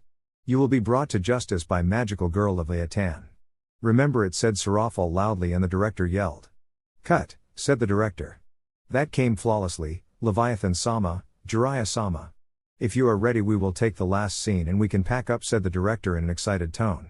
He is excited to film the last scene of the movie, which, he is sure is going to be a sensation. Very well then, said both Jiraiya and Sarafal. He explained the scene to them and they jumped to shooting. Action, said the director. I've found you, Uro-Sennin. Your evil will end today, said Leviathan in a cute yet serious tone. You have found me, ha! Let's see how you will fight my research in women, said Uro-Sennin, and was about to press a button. No, I won't let you use innocent young women for your research anymore, said Leviathan. With a push of her staff and some musical sounds the villain was defeated. This is the end for you, Uro-Sennin. Your evil acts are stopped by Leviathan. Remember that, said Sarafal, and the scene came to an end. That was perfect. You outdid one another, Leviathan-sama, Jiraiya-sama. We can pack up me now, said the director cheerfully. That went well than I thought, Jiraiya-tan. What do you think? Oh, if you like, we can do it some other time as well, said Sarafal, excited, jumping up and down in the air. Jiraiya patted her head and said. I'll try, Sarah-tan. I'll try my best to join you. If that is all, I'll take my leave. See you soon, Sarah-tan, said Jiraiya and left the area to go where he planned on going to. Scene break. After 2 months, Rome, Italy. After finishing his shooting of Milky Spiral 5, Naruto continued his adventure and ended up coming to Rome. He was here to see the Vatican City, the Holy See of Christianity. Maybe some other sites around the city as well.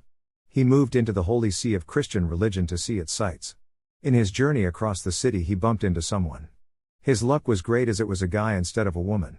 He still remembered his encounter with Yasaka very well. Ow, came the voice of the guy who he bumped into. I'm sorry bro, I didn't see where I'm going and accidentally bumped into you, said Naruto in fluent Italian in apologetic tone, and gave his hand to the guy who caught it and stood up to his full height. He is a guy in his late teens just like Naruto's appearance and has green eyes, wearing priest clothes and was holding a bowl in the air. Though he fell, he somehow managed to keep it in the air, Not spilling anything in it. That's not a problem at all. I should have seen you coming. Sorry, I was fully concentrated on my ramen, said the guy in a calm and kind tone, unknowingly digging his grave. At that word, Naruto's eyes sparkled. He didn't know that they sold ramen in this part of the world and was craving for it, though he had lots of bowls spare as he bought some ramen cups yesterday and was searching for a food which would give him satisfaction in this part of the world. And this guy is having ramen. He won't leave this chance to have the food of gods. Ramen. Did you just say ramen? Come on, I want to taste it. Come show me where you bought it, said Naruto in an excited tone which creeped the guy in front of him a bit and started to take him all directions, making him kinda dizzy. My name is Dulio Geswaldo and yes, I'm eating ramen. Do you like ramen? I made it myself. Do you want to taste? Asked Dulio with an excited tone. He just came from Japan yesterday after a mission and learned this dish in that country. It is really a memorable dish. This was his first try, and he was about to taste it to decide how it compares to the one he ate in Japan, and the guy in front of him seems to be an expert. So he felt he could trust this guy in his judgment about ramen. My name is Naruto Uzumaki, and I would like to give you my honest opinion about your work. Come, let's find a place to sit and discuss about this more, said Naruto in a hushed tone, suddenly confusing Dulio as if he is talking about some kind of secret or something, but followed him anyway. They sat in a cafe and started their discussion. Tell me, Dulio, what are the ingredients you used in this wonderful meal? Asked Naruto. And talked about ramen and its tastes, and Naruto explained something which made Dulio choke. You see, ramen is the food of gods. They blessed humanity with a heavenly dish of ramen, and I would like to be served in heaven as well. He paused there for dramatics and continued, if they don't have ramen as a meal in it, then I'm going to find the leader of them and give them a piece of my mind, said Naruto with so much conviction and determination which made Dulio double take what Naruto is talking. He is speaking as though he will punish angels for not having ramen as a dish in heaven. Maybe he could, who knows?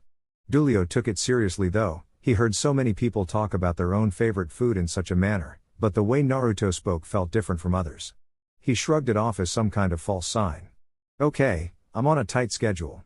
So, I must leave, said Dulio, and Naruto nodded. Yes. I can't stop myself when it comes to ramen anyway. It's nice meeting you. So see you around.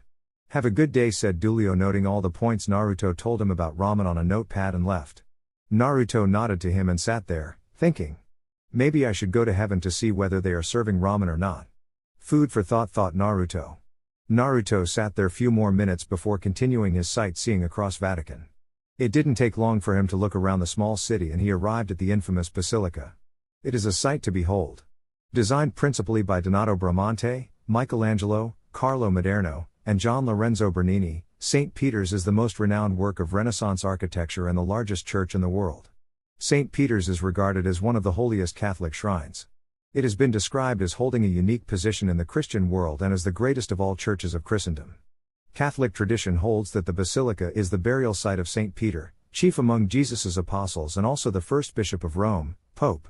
St. Peter's tomb is supposedly directly below the high altar of the basilica. For this reason, many popes have been interred at St. Peter since the early Christian period. A church has stood on this site since the time of the Roman Emperor Constantine the Great. Old St. Peter's Basilica dates from the 4th century AD. Construction of the present basilica began on April 18, 1506 and was completed on November 18, 1626. Read the stone tablet about the structure.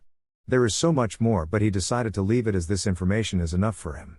This building seems to be old and strong, and he decided to find out what was going inside the basilica. With a smirk that sent chills to so many people in the elemental nations when he is there, he merged in the shadows of the building and slowly traveled inside. When he entered the basilica, he found out that this place is completely filled with holy energy or light magic that forces anyone to show their true self, as it is reinforced with strong protection spells to forcefully disrupt illusions. But being an expert in the arts of stealth and infiltration, Naruto didn't bat an eye at the runes and passed through it without being detected by the runes as he is submerged in the shadows. He passed the initial block to see the altar at which most ceremonies would be held and some priests praying to God, and moved past it as he got bored by all their prayers. Next was the administration rooms and dorms for the occupants who lived there. He found only few rooms being locked and it didn't interest him, so he decided to not interrupt their privacy, for now. And moved on. He reached a well-lit room which is brimming with holy energy. The energy coming from the room was of a rare kind of purity of all the energies he had sensed in this world. He decided to observe from shadows. He saw a young lady in white dress, whom describe as a pure angel, as she is literally and figuratively an angel because of the white dove-like wings coming out of her back.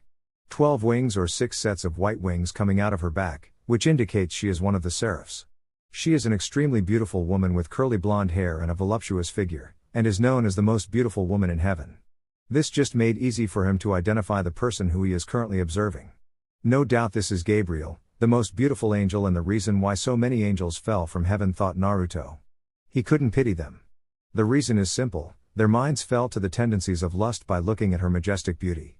She was speaking something to the people present in the room and was about to leave when she turned in the direction where Naruto is currently hiding in shadows.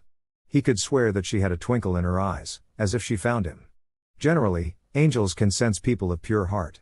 This is because of their sense of empathy. A gift is given to them by their father. But he knew that she couldn't find him. Being a sensor and one who can sense emotions, Naruto can hide anything. Well, add to that his new sacred gear which allowed him to use light and shadows. Finding him was made even more difficult. Gabriel turned to the people in the room to see their expressions. They just had the worshipping expression on their faces. She was disappointed. She could have sworn, even though she wouldn't generally do it, that she sensed a pure-hearted person nearby. The likes of which was not seen father's death. She pouted childishly in resignment. But her eyes shone in determination. I'm going to find this person and see as if he and father had any connection, she thought, and disappeared in a golden cross. Man, she was good. To be able to detect my general location when I emerged with shadows is not a small feat to accomplish. Well, I think I should definitely pay heaven a visit after this event.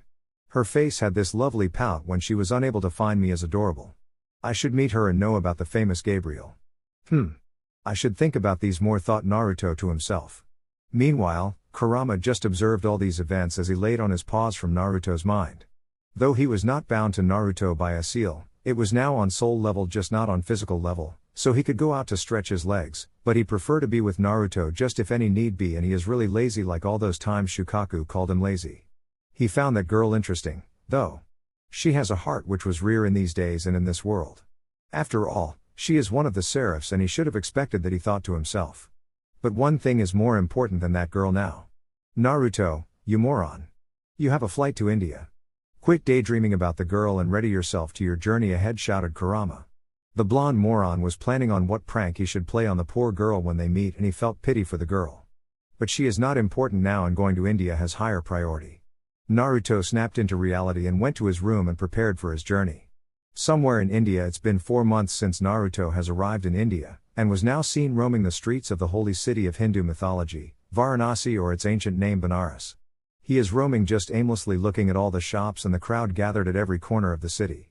It seems something is special today according to the Hindu religion. He took it upon himself to find it out. He has visited so many cities in India and Varanasi is next one on the list. Strange. People seem to go to a temple in the city and are looking like they are deep in their festive mood, thought Naruto to himself. He decided to ask someone. Hello, I'm kinda new here and I wanna know what is going on here, if you can tell me, asked Naruto in a polite tone. He spoke in Hindi to the person he talked to as it is the local language. This is the reason why he learned all the languages spoken in this world, including that of sign language.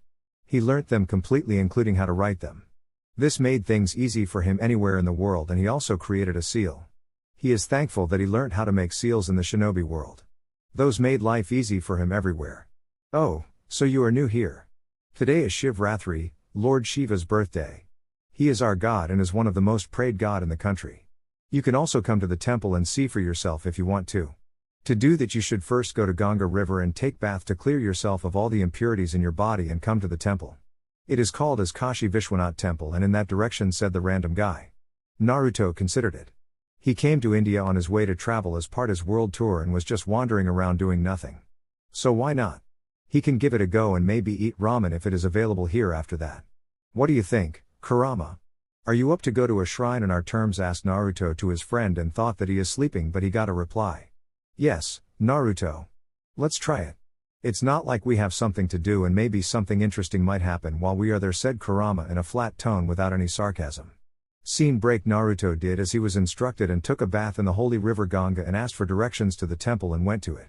As soon as he entered he observed something peculiar. The place is charged with lots of natural energy. It seems like what people believe is true. God do exist in temples according to Hindu mythology, and it is true according to his observation. And this temple in particularly is supercharged with natural energy. Until he stepped in he didn't sense anything. Maybe a barrier is protecting the temple, thought Naruto. Though he is not sensing actively, keeping this much natural energy signature hidden from a skilled sensor like him is a great feat. Color him impressed. The person who made the barrier do know what they do. He felt someone's eyes on him and turned to see the holy stone which is being washed and prayers over had an eye in the middle. He looked straight into the place where an eye exists on it.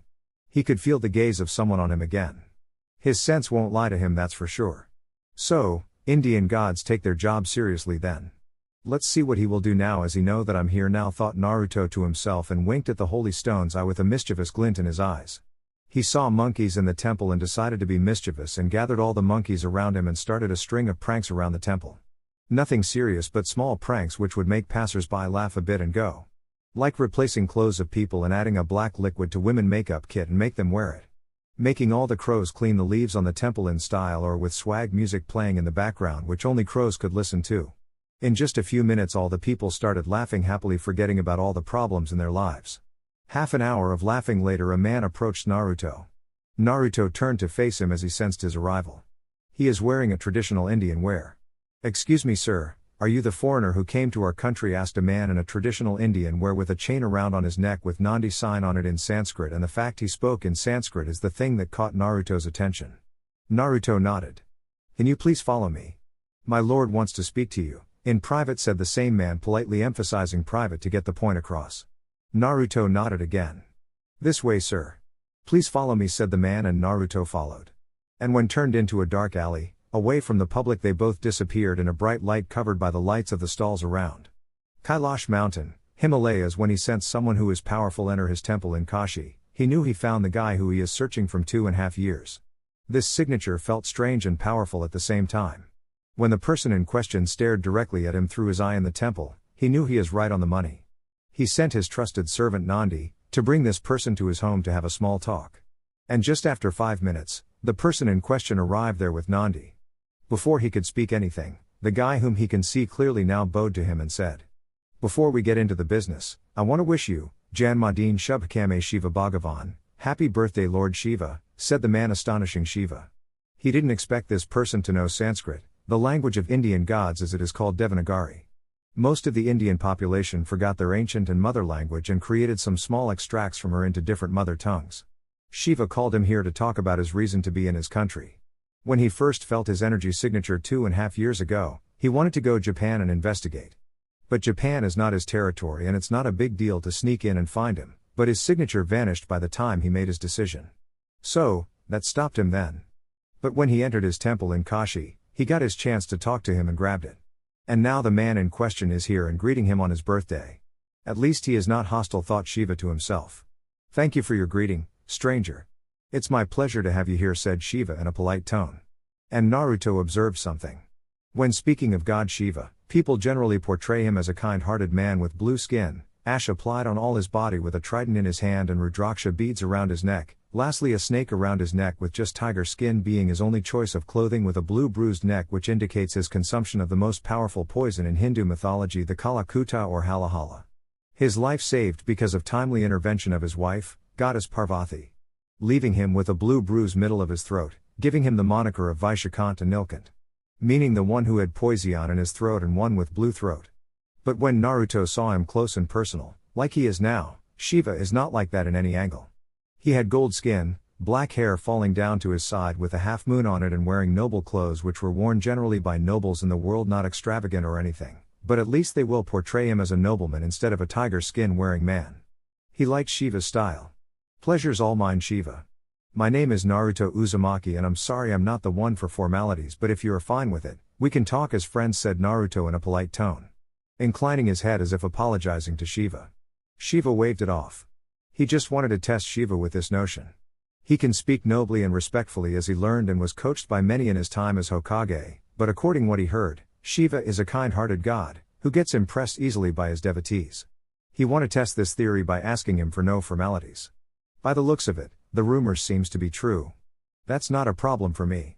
Acting as normal people once in a while is a good thing and I like to be as such. You can call me whatever you want. All I want from you is truth, said Shiva in a respectful tone. It is what it is really. Being praised always may boost ego for some gods, but Shiva is not one of them, and came back to the topic as all the pleasantries were exchanged and Naruto nodded towards his request. Tell me, Naruto, are you the one who came to this world 2.5 years ago? Asked Shiva. Naruto just nodded. I'm not going to ask you how and why, but can you tell me what are your intentions towards my country and this world? I just want to know if you are a threat or an ally. Nothing else, asked Shiva as they both sat on a grand-looking cafe on Kailash Mountain where they both were served specially made Indian tea. They were sipping and conversing. Well, I don't have any particular goal in mind and I'm not thinking of harming innocent people. Unless I'm dragged into, I'm not going to interfere in the supernatural business. Does this answer comforts you? Shiva said Naruto in a neutral tone without any hesitation. That is his plan after all. Yes, this does assure me about your standing with the supernatural. Thank you for coming here when I asked you to without any objection and prior notice. I apologize if I had caused any disturbance to your schedule, he said, and Naruto nodded. Do you have any questions for me? Asked the god of destruction. Yes, I just want to know about Indra, said Naruto. Indra, he is a god, or god of storm and king of heaven. What is there in it to ask about? I can say from your knowledge of Sanskrit, you must read about him somewhere, said Shiva. Yes, I have. But are you sure leaving him be is good? I just want to say that he seems like jealous type, said Naruto. Yes, he is. But that is fine. In a large country like ours and large religion like Hinduism, such gods are required. Don't worry about him, assured Shiva. If you are confident, then there is nothing for me to be concerned about then, said Naruto with a smile.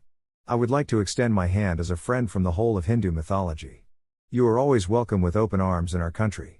Thank you for coming again, said Shiva in a politely and elegantly, without any crack in his voice or speech or pose. Thank you for your invitation. I accept it. Thank you for inviting me.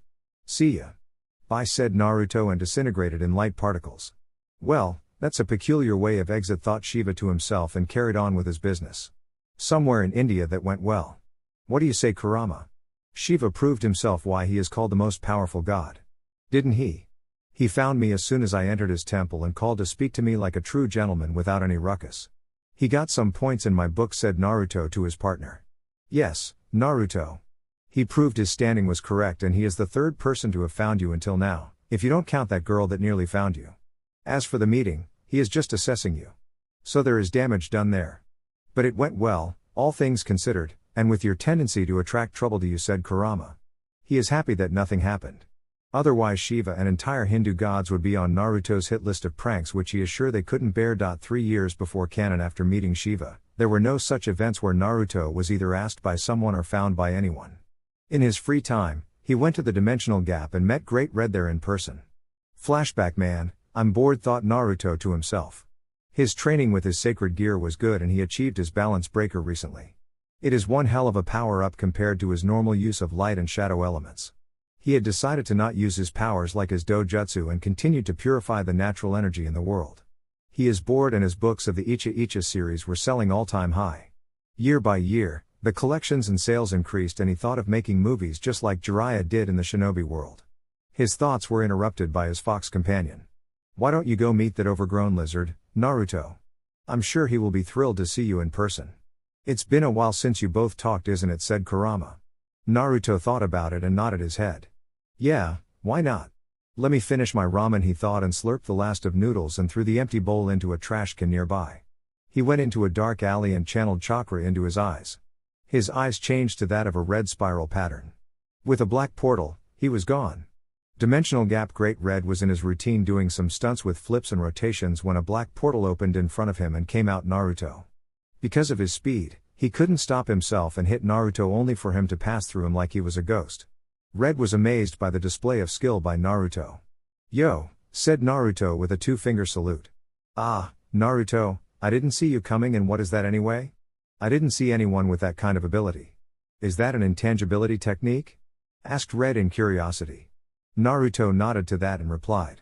Yes, Red, it is an intangibility technique which uses shadows as a means to merge my body with shadows so that I won't receive any damage physically, explained Naruto. Red nodded his massive head at the explanation. Though the truth lies with my eyes, he doesn't need to know that, thought Naruto to himself. Anyway, now back to the matter at hand. I came here so that we can finally meet in person. Tell me, Red, do you have any plans for us to spend time together? Asked Naruto curiously, wanting to know what Red had planned for them or if there is any plan in the first place, as his visit was kinda out of the blue. Red thought about it for a moment and his eyes sparkled with excitement the next. Yes, I have a plan. We both can do stunts. We can jump and roll and pass through dimensions and dimension jumps. My current record is 5-dimensional jump when I'll pass through 5 of them without any of them collapsing on me, and if you want we can see people's dreams and so on, he said with enthusiasm. He wanted to play with his friend. So his excitement and enthusiasm are understandable. Naruto just nodded and they both enjoyed themselves with each other. Naruto kept up with Red's speed without any problem and they both did all types of bike stunts as well, but in the dimensional gap, in which Red shared some information about his preferences. Naruto's body adjusted to the atmosphere in the gap, and though it damaged in the beginning, it didn't show on his akin as his healing prowess is otherworldly, literally. Oh, Naruto. I like bike stunts and I have a Harley and will participate in bike stunts sometime in the human world, said the giant red dragon. Oh, I should try them sometime. I like pranks and playing them on someone powerful thrills me. You see, a long time ago I painted the faces carved. Naruto started telling stories about his pranks in Konoha and Shinobi World. Kurama watched in amusement as Naruto reminisced about all his greatest works in the Shinobi World. Scene break. After talking to each other for some time and discussing their adventures, Naruto came to Japan again. He is currently sitting in a ramen stand eating some miso ramen. He liked the flavor here and just completed his 21st bowl. The shop owner was looking at him like he was an alien. The poor man didn't see anyone eat so much ramen, even in a contest. But this particular blonde man ate 21 large bowls of ramen just like that. Naruto didn't mind it though. Deciding that he had enough of this, he paid for all he ate and then some and moved out of the store. Say, Kurama, thought Naruto. How about we complete our training in that sacred gear? You know well that I have achieved my balance breaker of the dragon part. How about we visit a separate part of dimensional gap and train there with the light half? Well, it is an interesting idea. You have wasted enough time achieving the balance breaker because you are lazy and did not train at all. Why do you think it is important now? Asked the new Juubi. Well, I have this sense that sooner or later I'll be dragged into some shit because of my luck to attract trouble or something, and I don't want to use chakra. That spells danger and you know that. Only yokai in this world can use chakra, and if I use that, I'll be assumed as one of them and my actions may lead to war, again. I don't want that and I want to get back to shape. I did not train after mastering all the new powers gained from you becoming the Juubi and the Byakugan Hinata gave me. I want to get back in shape and kick some ass, you know, just like old days, he thought with a wistful smile on his face. Just typical Naruto, I guess. Well, as you wish. Learn all the magic you can so that no one can suspect you being an alien, said Kurama with a chuckle, and Naruto nodded and vanished in a black portal. 1 year later, dimensional gap. In a part of dimensional gap which is left undisturbed, a blonde is seen practicing. He took a deep breath and said, "Shadow dragons roar." Naruto released a large burst of shadows from his mouth. The roar went undisturbed to long distances as it can't be measured in the dimensional gap. It became a color in the iridescent colors of the vast gap. Shadow dragons dark / Naruto covered his arm in shadows and punches into the air, releasing shadows from it. Shadow dragons nightly haste. Naruto generates shadows from his hand and uses them to attack the target. Shadow dragons engulfing flash. Naruto turns his body into shadows and then wraps himself around the target, assaulting them with a torrent of shadows generated from his hands. In this case his clone. Shadow Drive. Shadow Drive is a type of magic amplification technique used to bring out the true power of his shadow dragon abilities. It enhances his physical prowess to a high degree, particularly his speed. It grants Naruto an aura of shadows that completely cloaks and continuously rises from his body. The technique also obscures Naruto's eyes. According to Skiadrum's knowledge, Kurama gained, the Shadow Drives harnesses the power that kills dragons. This made Naruto a dragon slayer as his magic is lethal to dragons. To be more specific, he is the Shadow Dragon Slayer. Dragon Force. With just those 2 words everything changed. Naruto's body changed. This is the balance breaker of his Dragon Slayer abilities. Naruto is capable of entering the most powerful form of the Dragon Slayer magic at will, without the need to consume strong, external sources of magic. When this state is activated, Naruto's body becomes much more akin to an actual shadow dragon's, with his whole body becoming covered in an aura of shadows even thicker and darker than that provided by Shadow Drive, and with thick dark intricate scale-like patterns appearing to cover the outer edges of his face, underneath and around his eyes, extending down from the side of his neck and onto the rest of his body. These are shown to be more and more uniform as they get farther from the central portion of his body, which instead bears several scattered, distinct scales, elongated and placed diagonally. Well, that's it for the powerful once, said Naruto aloud. Being in the balance breaker form, His voice will be rough and guttural. You have become more proficient and efficient in using them, Naruto. Add to the fact that you created more attacks with this than the dead dragon ever could. It went well, appreciated Kurama, and Naruto nodded. He concentrated on making his magic more controlled instead of its wild nature. His magical capabilities are not anything to sneeze at. Not on par with his chakra reserves, his magical reserves will put most of the gods to shame. He can increase them by consuming the shadows around him at any time possible. Coming with his vast pool was his control. Unlike his chakra, his magic is well controlled, and due to it increasing in small margins, he gained perfect control of it without a problem. No magic leaks out of him. His slayer abilities are capable of slaying most of the dragons roaming the worlds. Maybe not of Office or Great Red, power-wise. But for them, he had his eyes and his partner and buddy, Kurama. Even though his assumption were wrong, his Office didn't lose her powers yet, and Red confirmed it to him. She is still the infinite dragon. He began gathering his holy light magic. He practiced with his magic for a while. He gathered his light around his body like armor and started making rounds. The vast colorless area was filled with different colors as Naruto's training went on. He finished his training and sighed. That's it for now. I'm going to eat and take some rest. I should do some research after all. He laughed like a pervert and vanished from the dimensional gap. Meanwhile, in Underworld, Elder Cubsil Chamber, Lilith, in the peaceful and beautiful city of Lilith, the capital of Devils, part of Underworld, there was a meeting going on. It is a matter of utmost importance to most of population of Devils. The meeting is held in the council chambers. This council is called the Elder Council and is responsible for all the decisions made for the welfare of devil kind. Though Satans have certain level of freedom, they do not have complete freedom and are answerable to the council, but no one dares ask them anyway. This council is headed by the great king, Zekrom Baal, the first head of Baal clan and a first-generation devil. The council members are made up of elders from all the remaining pillar clans. While some doesn't send anyone. Young generation in training are here to take over for their families in future. They are discussing an important matter now. I propose to give Jiraiya-sama the status of high-class devil, said an old man whose name is not required. He is one of the perverts who were avid readers of Icha Paradise. The current discussion is about the devil promotions, in which all the devils are examined for their capabilities physically, mentally, and in combat. This particular old fart is from the Zarin clan, which is not much famous, but brought this up in front of the Elder Council of Devils. Are you saying to reincarnate him into one of us and promote him to high-class status? Asked another old goat. These people are here for serious matters, and this guy should bring the matter of Jiraiya of all people. No. I won't dare say that. If we did that, then there would be a conflict of who would incarnate him, and that may lead to civil war, as all the young devils like his literature. I want to give him the status of a high-class devil so that Jiraiya-sama may feel more privileged and give us more literature as a gift, he said at the end with a perverted grin. Most of the older generation had the same perverted grins, while the younger generation's blushes on their faces. These people are talking about porn in such a high-level meeting, thought Zekrom Baal, the great king and the former lord of Baal clan. I oppose that, shouted one of the men who didn't have any perverted grins on his face. Zekrom sighed in relief. At least one of them has brains, he thought to himself. But before he could enjoy the moment of reprieve, the same person shouted again.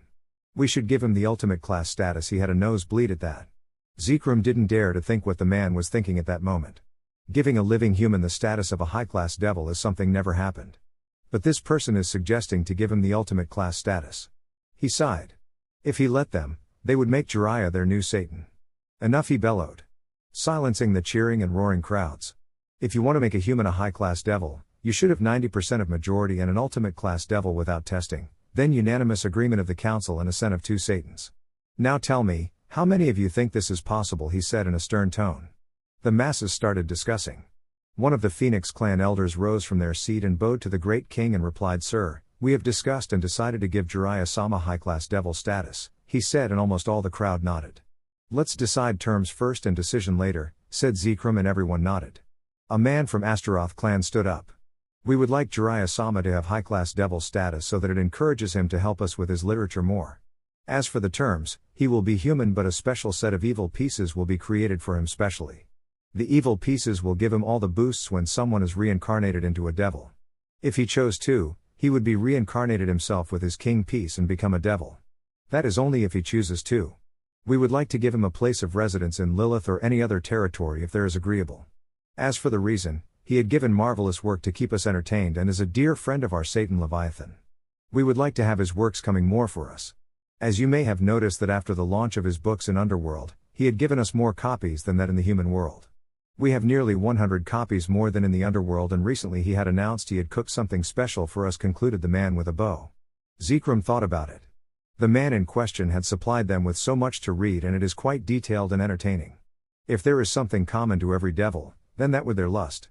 Even though if it not their primary sin, every devil has insane drive for lust, and in some cases, lust is that makes some talk. As a man who is experienced and a capable leader, Zikram saw nothing wrong with their desire, and this benefits his people more. After all, he also likes the literature of the man. Mainly the one of Surtux and Haya. He laughed perversely in his mind at the contents of that book. He coughed, gaining the attention of every devil present. Yes. After thinking about it, I have decided to approve this. We shall conduct voting. If this gets 90% accent, Jiraiya will be given the high-class devil status. Let's begin. Those who are in agreement, he said, and about 98% of hands rose, not including his. As he is the judge of this and so should not participate unless it is a tie. Those who dissent, only a few hands rose, and most who didn't assent chose to stay neutral. The proposal to give Jiraiya of the Sanin the status as a high-class devil has been passed and will take effect immediately. The Elder Council orders Satan Beelzebub to prepare a set of evil pieces for Jiraiya specifically after knowing his decision to stay as a human or devil. The council is dismissed, he said with a bang of his gravel. Everyone dispersed. Scene break. Not knowing anything that is being done with relation to his life, Naruto ate his ramen. He got a sudden rush of memories and he raised his eyebrow at the contents. It is a letter addressed to Jiraiya him. To Jiraiya-sama, we are ecstatic to inform you of your new position in Devil Faction. The Elder Council has agreed to give you the status of high-class devil, and if you agree, you will have the chance to reincarnate into a devil and get a evil pieces set. The set is guaranteed either way. It is decided to give you the set upon your reply of this letter. If you choose to be a devil, you will receive your set in a function held in a month period at Christmas.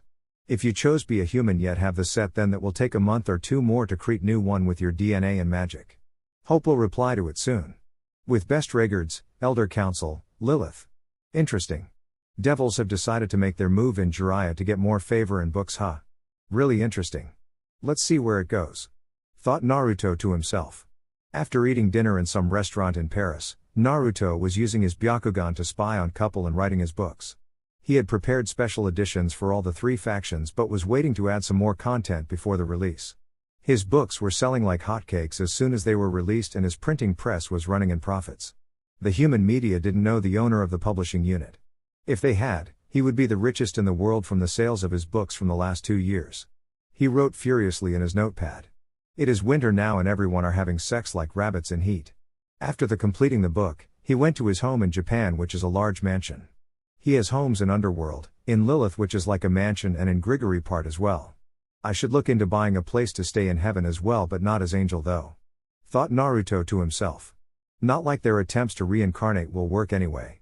He was flying lazily around Tokyo when a magic circle lit around his ear and a figure appeared in front of him. Hey, Naruto, came the voice of his first friend. Yo, Azazel. What's up, said the blonde looking into the semi-transparent screen in front of him. Are you free now? Asked the man, to which Naruto nodded. Come to my place, we need to talk, K, said Naruto and vanished. Azazel's house seems like you have not changed much, buddy, said the fallen general. Naruto just smiled at him. You know how it is, so, what is the reason you called me here for? Asked Naruto in a serious tone. Straight to the point, eh? Well, it is complicated and I want to tell you in person. Spit it out already, said Naruto impatiently. Well, Kakabiel is acting out of the character like what he is, being silent in every meeting, and I heard about a new organization which had formed. Which is? Naruto asked with a raised eyebrow. Chaos Brigade. Yes, you heard me correct. I know of them. They consist of different faction members and is led by Office, the Ouroboros Dragon, said Naruto, shocking Azazel. You have known. What else do you know? Asked the man curiously. They have Old Satan faction, some of your cronies, and I don't know about heaven, but there are some humans who are excommunicated from the church and sacred gear wielders. Mainly the leader of this group of misfits. They call themselves the Hero faction and the leader wields true Longinus, said Naruto, and Azazel was shocked. A wielder of true Longinus, the most powerful Longinus created by God. He sighed. I got some news and I want to cash the favor you owe me, said Azazel, and Naruto nodded. The news is that Rias Gremory and Sona Citri, whom I think you know, have decided to study in the human world, and as such we're going to study in Kuo Academy in Kuo Town, said Azazel, and Naruto's eyebrows rose. He understood where this was going but didn't interrupt the man. I can't send any of my subordinates there, as it is considered as devil territory. That would spark a war and the alternative is more gruesome.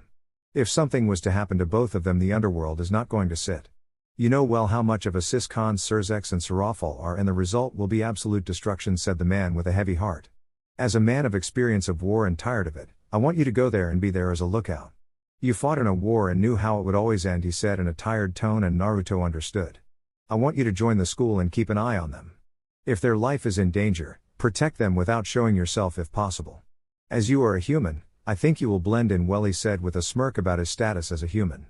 Well, that's going to be my life from now on then. A high school student, said Naruto. Azazel gained a perverted grin. Oh, I heard the girls there are hot. If possible bang some and get laid, he said with a perverted giggle. Naruto laughed at that. This man reminds me so much of Jiraiya, thought the blonde to himself. I will agree with you in this matter, Naruto, said Kurama.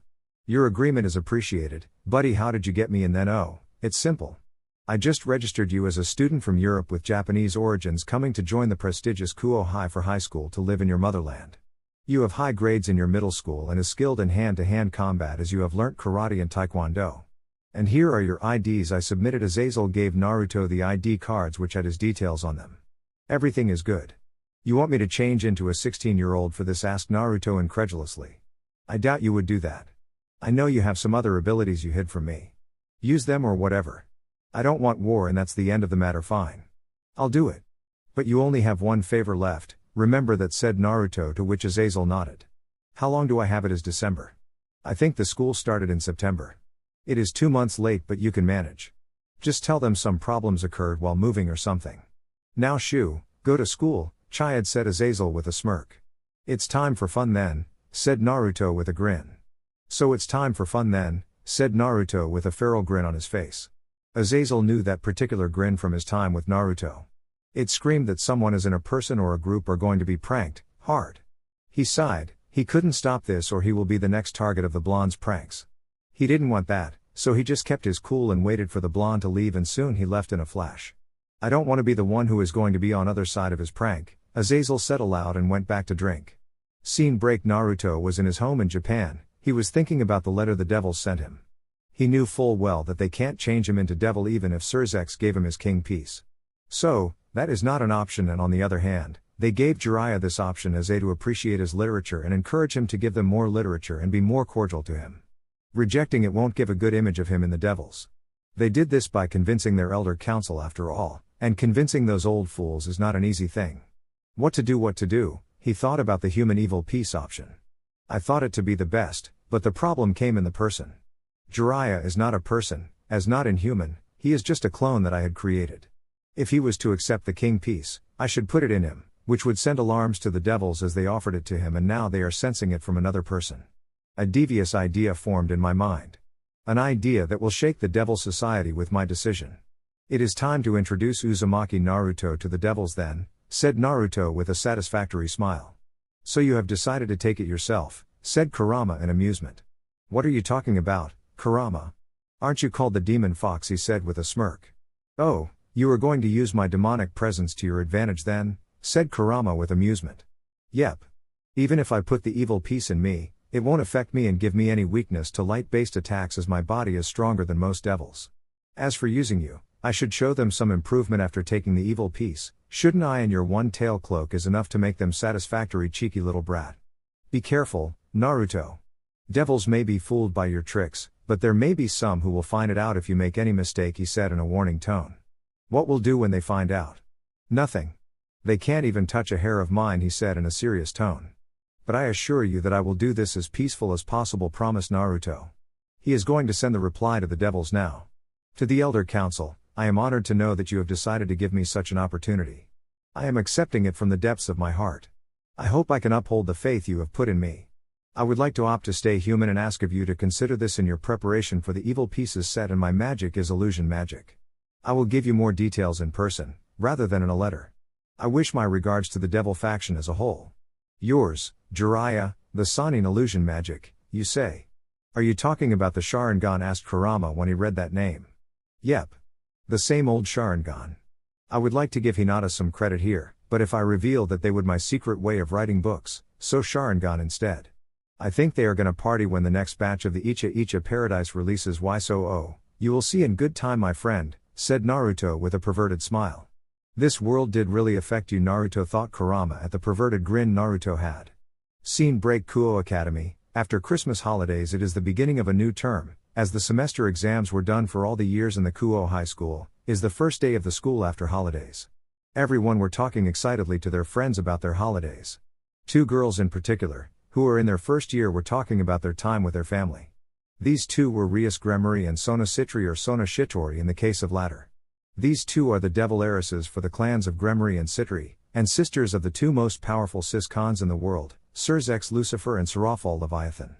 Naruto was observing his targets from a tree nearby. Stealth is his specialty, how impossible it may seem to believe. They were conversing with each other animatedly. So Rias, how was your time with your family? Asked Sona or Sona Shitori, putting her glasses up, very Kabuto-like, if you ask Naruto, but he kicked that thought out and heard them intently. It is fine for the most part, Sona. Until Ni-chan came, she sighed. Yes, I know how possessive Surzex-sama can be. What did your parents say about that? She asked in a stern tone, but at the end, a sliver of concern slipped into it. I still got time, I guess. But they still didn't budge on their decision.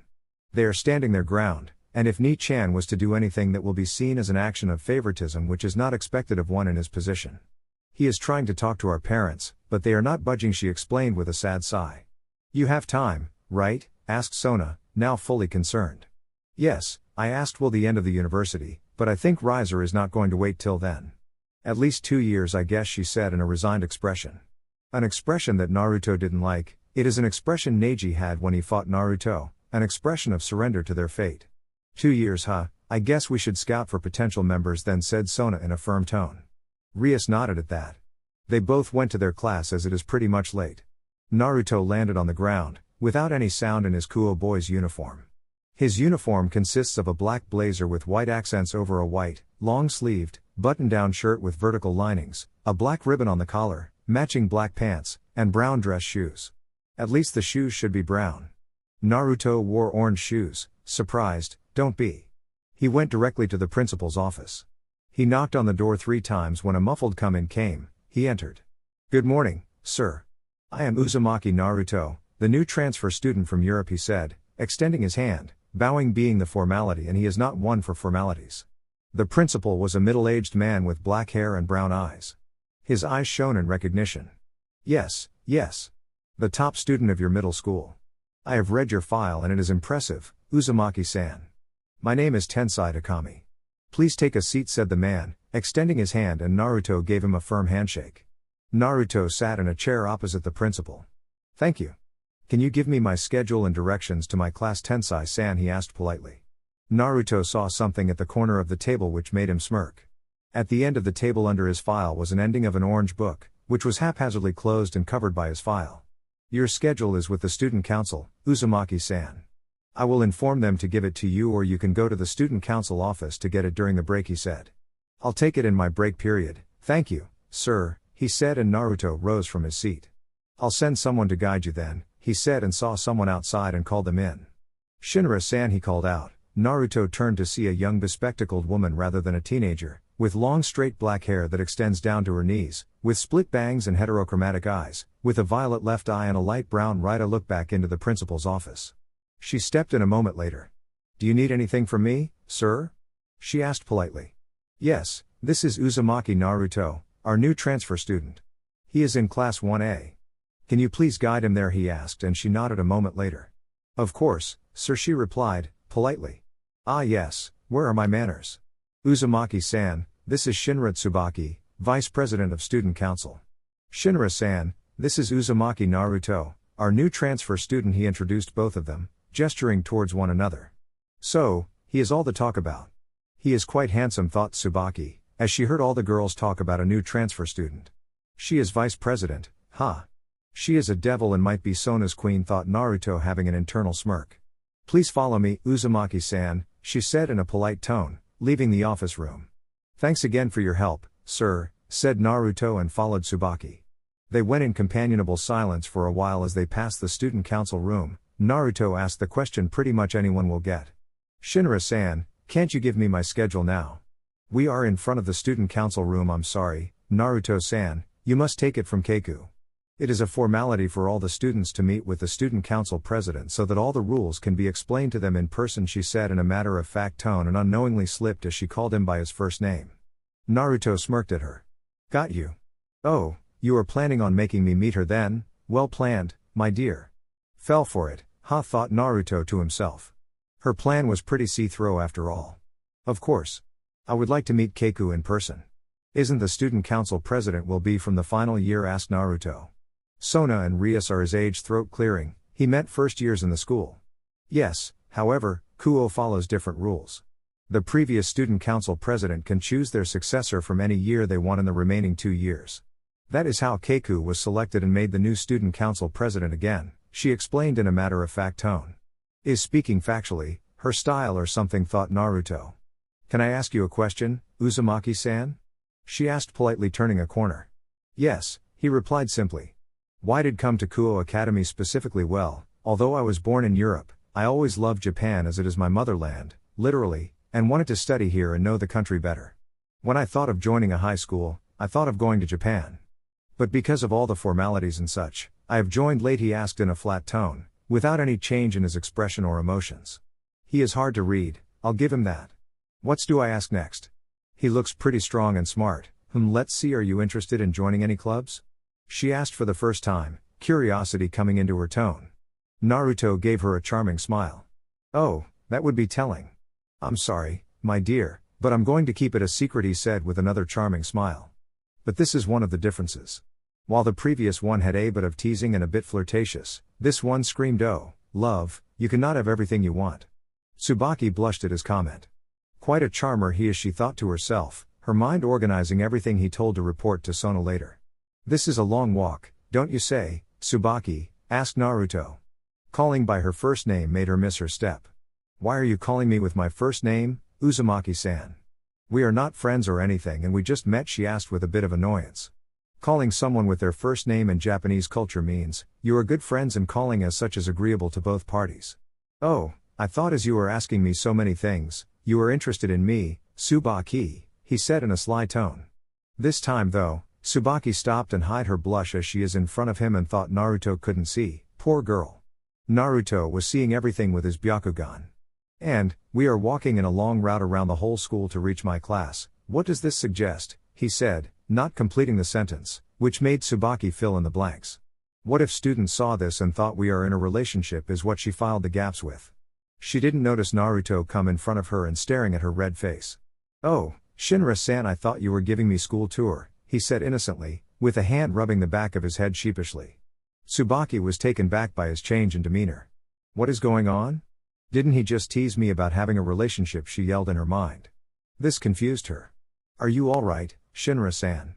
I think you got a fever, your face is red, he said, stepping closer and putting a hand on her forehead gently. Tsubaki backpedaled from him. I'm fine, Uzumaki-san. We have reached your classroom, it is just in the next right, the third classroom. You will see a board with 1A clearly. I have some urgent work to do. Sorry for leaving you like this. Have a nice day, she said in a hurry and started running back to the student council room. Thank you for helping me, Shinra-san. I hope you will have a good day as well, he said back, but he knew she didn't listen to him. He smirked at her retreating back. That's a different prank you played on her, Naruto, said Kurama, amused. You don't say. She is a good actor, asking me my preferences and origins and such information, but she is 100 years too young to play mind games with me, he cackled in his mind and went back on his way to his new classroom. Minutes earlier, Class 1A. Class 1A is a class filled with most of the beautiful girls in Kuo High has in first-year classes. It has 40 seats, of which 5 are empty. This is the class of Rias Gremory and Sona Citri, the 2 devil heiresses. This is the class that Uzumaki Naruto was assigned to. So students, now we are going to discuss about the samurai of Japan. As you all know, samurai are ninja or shinobi who are mercenaries. A perfect of a ninja is, and the class was interrupted by a knock on the door. The history teacher, who is a young woman in her mid-20s, went to the door and opened it. She talked to the other person for a bit and closed the door soon. Students, we have a new transfer student, welcome him in. Come in, she said, turning to the door. The door slid open and in came our favorite blonde. Introduce yourself to the class, she said, giving him a chalk. Naruto wrote his name on the board in perfect Japanese and turned to the class. Yo, my name is Uzumaki Naruto. I'll be in your care, so please take care of me, he said in a polite tone and bowed as it is customary. And then, he struck a pose, which is cool in the eyes of all the girls, and he gave them a wink. Which means, in a school like Kuo, 80% of the class, as there are only 5 boys. There are loud squeals of joy and hearts in their eyes around the class. Only 2 girls didn't reply with any one of the above. Those 2 being Rias and Sona. They are observing the blonde closely. He managed to get the full attention of all the girls with just an introduction, thought the devil heiresses simultaneously. All the boys screamed bloody murder at him for being a bizounin. They promised hell if he went out with any of them. Naruto heard everything as his hearing is top-notch and silently mulled over the information. Students are not a problem at all. Devils, though. I must keep a close watch on them, thought Naruto, and the teacher said to the class, ask him any questions. So many girls raised their hands and she picked one. Do you have any girlfriend, Naruto-kun? She asked. No. Not that I'm interested, but you all are so beautiful, he said with a charming smile. The added effect of his whisker marks didn't even decrease the charm any low. If observed closely, it increased the charm of his smile by a large margin. Again, shouts of cute and cuddly rang through the class. The girl who questioned had a nosebleed after that. I don't want to think what she is thinking now, thought Naruto, disturbed. The next girl asked a good question.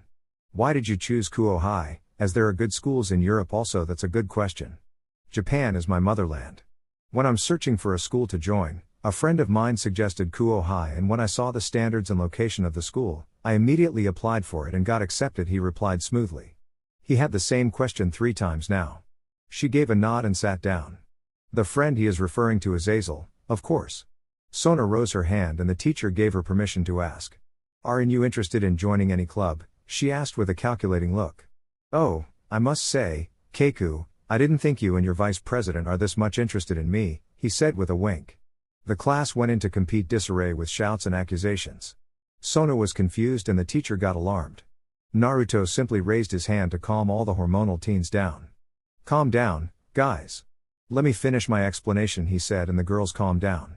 What I meant is, Shinra Tsubaki, the vice president of student council, had asked the same question and you did the same. Keiku, if you ask me about my preference, then doesn't it make a personal question? But rest assured you are going to like it, and Keiku, we are going to discuss it when I meet you during the lunch break, he said in a calm tone, and Sona nodded. Nobody noticed how Naruto knew Sona to be Sona. Even Rias and Sona missed it. He smirked, they couldn't even identify my clue. These children are easy to manipulate, thought Naruto, and soon sat in the corner seat of the class. The class followed and soon came the lunch break. Uzumaki-san, please follow me, said Sona, and she went to the door, immediately without giving him time to respond. Naruto was asleep when she asked him, and Sona promptly reached the student council office. To her surprise, the door was unlocked. She formed a magic circle in her hand, preparing her magic if an intruder had managed to infiltrate her office. When she went in, the sight shocked and annoyed her. There, in the waiting couch, sat Uzumaki Naruto, with a big ramen bowl in front of him, steaming hot, and by the looks of it, it is one from student council office stock. He also had another one in front of him, seemingly waiting for her arrival. Oh, Sona-san, you have come. I have been waiting for you, he said nonchalantly. The difference in his call didn't go unnoticed by Sona. I don't think I gave you permission to call me by my first name, Uzumaki-san, she asked in a cold tone, canceling any built-up magic. Nah, I'm not one for formalities, and you are interested in you, and what's wrong calling by given names? Aren't you from the Western world as well? He asked with a raised eyebrows. Sona processed the last part, but when she mulled over the first part, her face lit up in anger. Who told you that I'm interested in you? She yelled at him, and at the same moment, the door opened and in came Tsubaki. She came to see Uzumaki and her president talking about something. Pardon for my intrusion, Keiku. I didn't think you were busy in a meeting, she said in a polite tone, bowing to apologize for the intrusion. And no, there is nothing like that, Tsubaki. I just came in and Uzumaki-san was telling me about his interest in clubs, she stammered out, losing all her cold personality. Making Tsubaki blush unknowingly at that statement. Yes, Tsubaki-san, just telling Sona-san about my lack of formalities, Naruto added. Tsubaki just nodded. Please eat the ramen, it will get cold soon, said Naruto, and another ramen box came in front of Tsubaki as well. How? They didn't think about it now. They dug in. As I was saying, Sona-san. I'm not one for formalities, and I would like to call you guys and others at school on a first name basis. Do you have any objection for that, he asked. They both thought about it and Naruto ate his ramen coolly, giving them time to think. An internal debate went between the king and queen and they both nodded. If you keep it to a minimum, then we agree, and as for others I think you should ask them, said Sona, regaining her cold and calculating personality back. Naruto clapped his hands. Well, now that's settled, can I get my schedule, he asked, and Sona took a paper from her sheet and gave it to him. Good. Now for the most important question, said Naruto, throwing his ramen bowl into the trash bin with perfect accuracy. This didn't go unnoticed by the two devils in the room. About my interest in joining any club, he said, piquing the interest of the two girls. First, can you tell me what are the clubs here, he asked Sona. Who nodded and explained them. She took a map showing the various locations around Kuo Academy. She explained them briefly. Occult Research Club. The Occult Research Club is a school club focusing on various research on occult. The club was once disbanded and now re-established by Rias Gremory. The club is located at the old school building of Kuo Academy. Student Council. The Student Council is the Academy's student body where its members attempt to keep order within the school grounds. It is led by me currently. Tennis Club. A sports club of the school, led by Kiyomabe. Students join to learn how to play tennis. Girls Kendo Club. It is a sports club reserved only for girls. Girls are taught how to learn kendo with bokken. Photo Club. It is a club that focuses on photography. Students can join it to learn photography and such. Manga Research Club. Students join to read various types of mangas as well as creating their own series. I don't want to go into detail about what they started this year. But I'm sure that it is not suitable for you and you can just opt to not join a club altogether, said Sona, finishing her explanation about the different clubs in the school. Naruto thought about them for a minute. He cloud join any club, he can join the Manga Research Club and publish his works at school. That brought a grin to Naruto's, but he left it be, not changing his expression on his face. So, can I join everyone one of them or is there any restriction? He asked with a raised eyebrow. Generally one club takes the most time, but students are allowed to join 2 clubs at most as anything more could cause ill effect on their health, she said in a matter-of-factly. I can join the Occult Research Club or Student Council at the same time then, he asked, annoying her. Student Council generally won't have students in other clubs as we have a lot of work to do, she said, irritation creeping into her voice. She couldn't get rid of him. He seems interested in everything and nothing at the same time and he is annoying her with his dumb questions. What if someone wants to start a club, he asked her. This made both of them raise eyebrows. A new club, well, you should get permission from the student council or the management to open it and tell what kind of club you are going to start and other steps to be followed. Like members, budget, club room. She ticked everything off on her fingers. Well then, I would like to start a ninja club, said Naruto, putting some files on the table. This made both of them look at him with eyes wide as dinner plates. These have all the required documents except for your approval. It has my skills, the estimated number of members, total budget required and fund estimates that can be raised, he said, in the same manner of ticking off his fingers. Sona's and Tsubaki's eyes almost popped out of her sockets. Is this guy crazy, was the common thought running through them. To submit complete paperwork including budget and other details is not something easy. Sona picked it up and read through them briefly. It has so many calculations and if everything went as per paper, then this club is going to be in top place. Equally standing with Occult Research Club and Student Club. As they are the most desired clubs because of Sona's and Rias's devil charm. She drank some water. Naruto's skill is not something to scoff at. He has black belts in karate and taekwondo and is certified martial arts expert as written in these files. For a human, he is strong. I wonder if he would join my peerage, though she thought. But decided to leave it for now. She has time to observe him and if he is as strong as the records speak of, then she can ask him later. Yes, if you give me some time to go through every one of these, then I can give you my decision on this, she said, gesturing to all the files in front of her. Naruto nodded his head. He was prepared to shock them by showing his taijutsu, but all the paperwork is original and they cannot find any mistake in them even if they search with a magnifying lens. Is that all, Sona-san, can I leave? He asked her in a polite tone and she gave him a smirk. Oh, this is going to be interesting, thought Naruto with his own internal smirk. According to your schedule, you don't have any classes after lunch, why don't we play a game of chess, she said, bringing up a chessboard in front of her. Naruto gave her a smirk. Are you sure of this, Sona-san? What are the odds? Let me think. How about this? If you win, you will get your club room and all the equipment required of high quality with all the paperwork done by evening. If you lose, you will not bring up your club till next semester and will work for the student council at least 100 hours a month. Are these terms okay, or will you play a fun game for once, she asked in a taunting tone. You got yourself a deal, but in addition to my club establishment, I'm also going to eat every day here in student council. Deal? He asked, extending his hand towards her. She thought for a second and replied with a smirk. Deal. Be prepared, Uzumaki, you got a deal with a devil. Only with luck can you win a game of chess with me, she said with a superior smirk. It is very out of character for Sona Citri to be smug or act superior to others, but at this moment she thought it to be necessary and acted in such a way, a decision she may regret in future. Oh, luck. Luck is my bitch, my dear. You don't worry, the devil will know not to taunt me again, he said with a mysterious smile. Sona didn't understand. She didn't use the word devil just for fun, no, she gave him a clue there, and he replied in a taunting tone, and why is she feeling a sense of dread coming? What is wrong with me? I'm unbeatable chess player and even devils fear to play with me, and this human is taunting me, she composed herself, and they arranged the board. Sona taking white and Naruto taking black. Elder Council Chambers, Underworld. Here is the reply we got from Jiraiya-sama, said the speaker, showing the sealed letter to the council which had a stamp of oil on it. What does it say? Asked one of the councilmen. To the Elder Council, I am honored to know that you have decided to give me such an opportunity.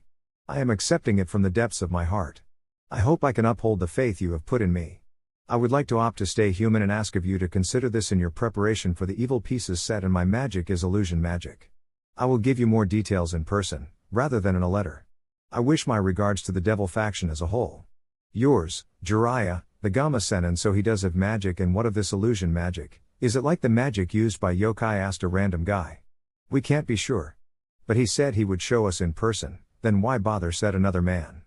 But one point is clear, Jiraiya having magic did certainly shock the Elder Council. The great king thought about. So he does have magic. If we can test him against someone, it would be good to find his capabilities. We just thought of giving him high-class status as an honor, but seems like Jiraiya is going to achieve it by showing his strength. Calm down, as he had revealed that he had magic, why don't we test him? I'm not suggesting full-on battle, but just testing his capabilities, like his speed, strength and stamina etc. will give us a good picture about his strength and will give a chance to Jiraiya to prove himself, strong, said Zekrom, and loud cries of objections rose.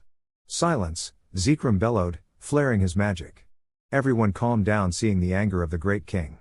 What are the objections? He asked, to the representative of the dissenting group. Zekrom-sama, this council including us, has decided to Jiraiya-sama, the position of a high-class devil to encourage his works. Now why is the test of his magic necessary? As we have already decided on his role and as it is in honor, shouldn't we do it as planned? Asked the man patiently. Zekrom thought about it. What he told was true, they had already decided on giving Jiraiya the position as an honor. Now, what does this test prove? Good point.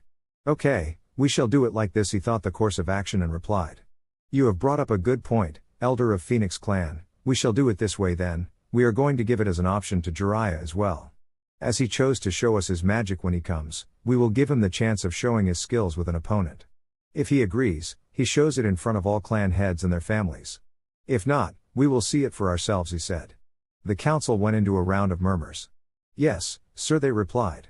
Good, now for what should comprise in his evil pieces set, he asked. I say we consider his option of remaining human and move forward, said the man.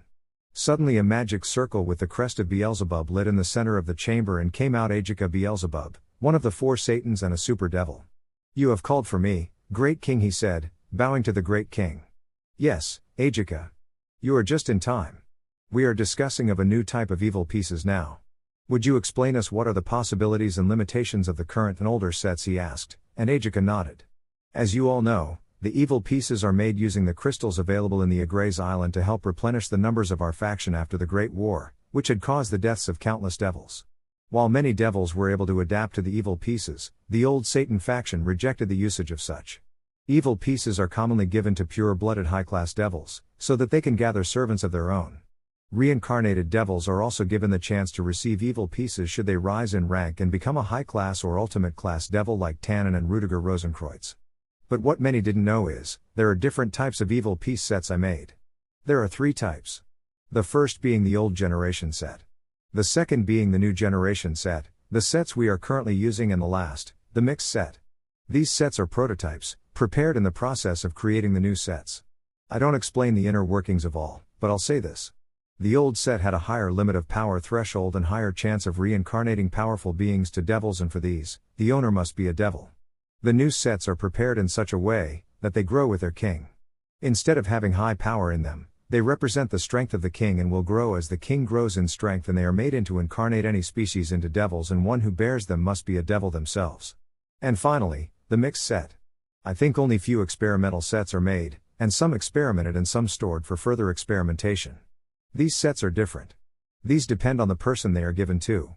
If he is strong, they can adapt to it and be more powerful than the old gen wants, and if the person is weak, they boost his capabilities to that of average high-class devil power. But the problem with these sets come because of their type. They can't be given to devils as they choose only people with either extremely high power or with extremely low power, and they have become unfit to be given to one of our race as it affects their physiology. In the few I experimented on, they take away the light-based weakness for our species, which is impossible, and caused an internal damage to one of the owners. In another case, they damaged his body because of darkness. They are highly unstable and risky to have.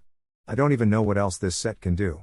It may merge two sets into one large set or give two different owners same powers. It is just difficult to handle them. These are the cases I saw when I experimented them on our species. My other theories, one of my theory is if we can give this to some other person as a trial, it would be good. I don't know how it works for, say, fallen angels or angels for that matter. It is the current theory I came up with, said Ajika, completing his explanation to the council. They fell into whispers when they heard this and knew it would be risky to try it on Jiraiya, as it seems more danger than it's worth. Ajika, is it possible to change these mixed set into not incarnate into a devil, but give someone a power boost just like the one they get when they become devils, asked Zekrom. Ajika thought about it for a second.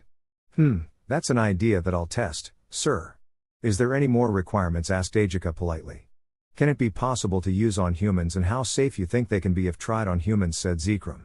I can't say for sure how it will affect humans, sir. But yes, I can try on one if you want to. Is something up, sir, asked Ajika, concerned. Nothing to be concerned about, Ajika. We have decided to give a set to Jiraiya, and we're trying to make it as his wishes. He want to be a human, but accepted our request to be a high-class devil, said Zekrom. But when he said Jiraiya, Ajika got a perverted grin on his face. Of course. I'm going to give the best to Jiraiya-sama. I'll test it as soon as possible, he said, and went off in a magic circle. The council is dismissed, said Zekrom, and went off. They are going to decide the course of action when Ajika prepares the set. Student council room. Kuo Sona was staring at the chessboard with shock and disbelief. There, in front of her is her king, in a checkmate. She, who is unbeatable in chess, has been defeated by a human of all people. Her brain went blank and her body functions stopped. She fell unconscious staring at the board. Tsubaki couldn't react as she is in as much as shock as her king, but a hand pushed her back into her seat, making her fall back into her seat. Naruto cackled at the two shocked devils. He dragged the game for an half hour to make it look like he is trying. After that he got bored and cornered her king, making her think that she is winning, and she fell for it. When she is neck deep in his trap, she just snapped her neck, effectively killing her king. He is second only to Shikamaru in shogi, and as time passed, he learned all the tactics from the lazy genius to the level of defeating him in their final match. His only response was, "You did it, Naruto," with a smile on his face. A measly devil is not going to defeat him in a game in which he is the master, the king. He took out his cam and took a photo of Sona as she lay unconscious in her seat. Blackmail material, of course. He took the shocked expression of Tsubaki a photo, but due to the flash of light she came out of her stupor. Before she could see, he just pocketed his phone. He took some water from a jug nearby and sprayed them on the unconscious devil. She groggily woke up, coming back to her senses. What happened?" asked a dazed Sona, in a strained tone. "Oh, nothing. You just lost to me in a chess game," he said, as if talking about weather. Sona immediately came back to her senses. "That's right, I lost in a game of chess. That means..." She stopped it there as her phone rang. Sona looked at the number and gulped. It is her sister, and it is going to be a video call with a magic circle. Naruto. Your paperwork will be given to you by evening. You can leave now," she said frantically. Naruto, understanding her seriousness, left the room. Or so she thought. Naruto had a smirk on his face. He heard Sotan from the corridor because of his improved hearing senses. Inside student council room, Sotan shouted Seraph Leviathan, one of the four Satans of Underworld, as she stood in front of the magic circle, seeing it concerned. "Yes, One-sama," said Sona calmly, bowing to her sister in respect. "Are you all right, Sotan? I got worried when I saw you were unconscious in your seat," asked Seraph, concerned. "I was about to come there and destroy whole Japan, but you picked the call, so why didn't she said, throwing her hands in the air showing her frustration. How did you know about that, One-sama? Asked Sona, suspecting the blonde boy to be the culprit. Oh, that, I got a message from my camera in your office, said Sarafal in a cheerful tone. What? Shouted Sona. Did she put a camera in my room? What else did she see? Thought Sona mentally. Her temper started to rise and her calm facade cracked. How can you do this to your own sister, One-sama? How can you spy on me? Shouted Sona at her sister, losing breath in the attempt. But, So-tan, it is for your safety. Jiraiya-tan gave me this good idea when I told him about your education in the human world, she said innocently, her eyes growing with tears, which were about to fall. Sona couldn't be mad at her sister for long. But then it hit her, Jiraiya-sama gave her the idea. She did know the perverted writer as she is fond of cough literature. But she didn't think the man has such a good heart. If we're in danger, I would have gotten help immediately, thought Sona, looking only at the positives of the matter. One-sama, if I didn't wake up, you shouldn't destroy Japan. That's not how you react, said Sona, reprimanding her sister. Sarafal nodded frantically. Good, now I know you have work to do. Sorry for disturbing you, said Sona politely and bowed as Sarafal whined about work. You should get back to work, One-sama, bye, said Sona, cutting the call, not listening to the whinings of Sarafal. Sarafal sighed and turned to the screen in front of her. It is a large LED screen which showed Sona's office. It is recently fixed, and who did it, she didn't know. But she knew that Jiraiya-tan did it. She just got the video, only to see Sona unconscious. She thought of it for a second and called her first person before reacting. The device on her table pinged, alerting her to a message. Did it work? Said the message. Yes, I can see her, but why do it only for emergency case though? You should have established a permanent connection on every occasion, said Sarafal in a semi-serious and semi-whining tone. Now, Sara-tan, give Sona-chan some space. If you insist in being there for her every step, how would she grow?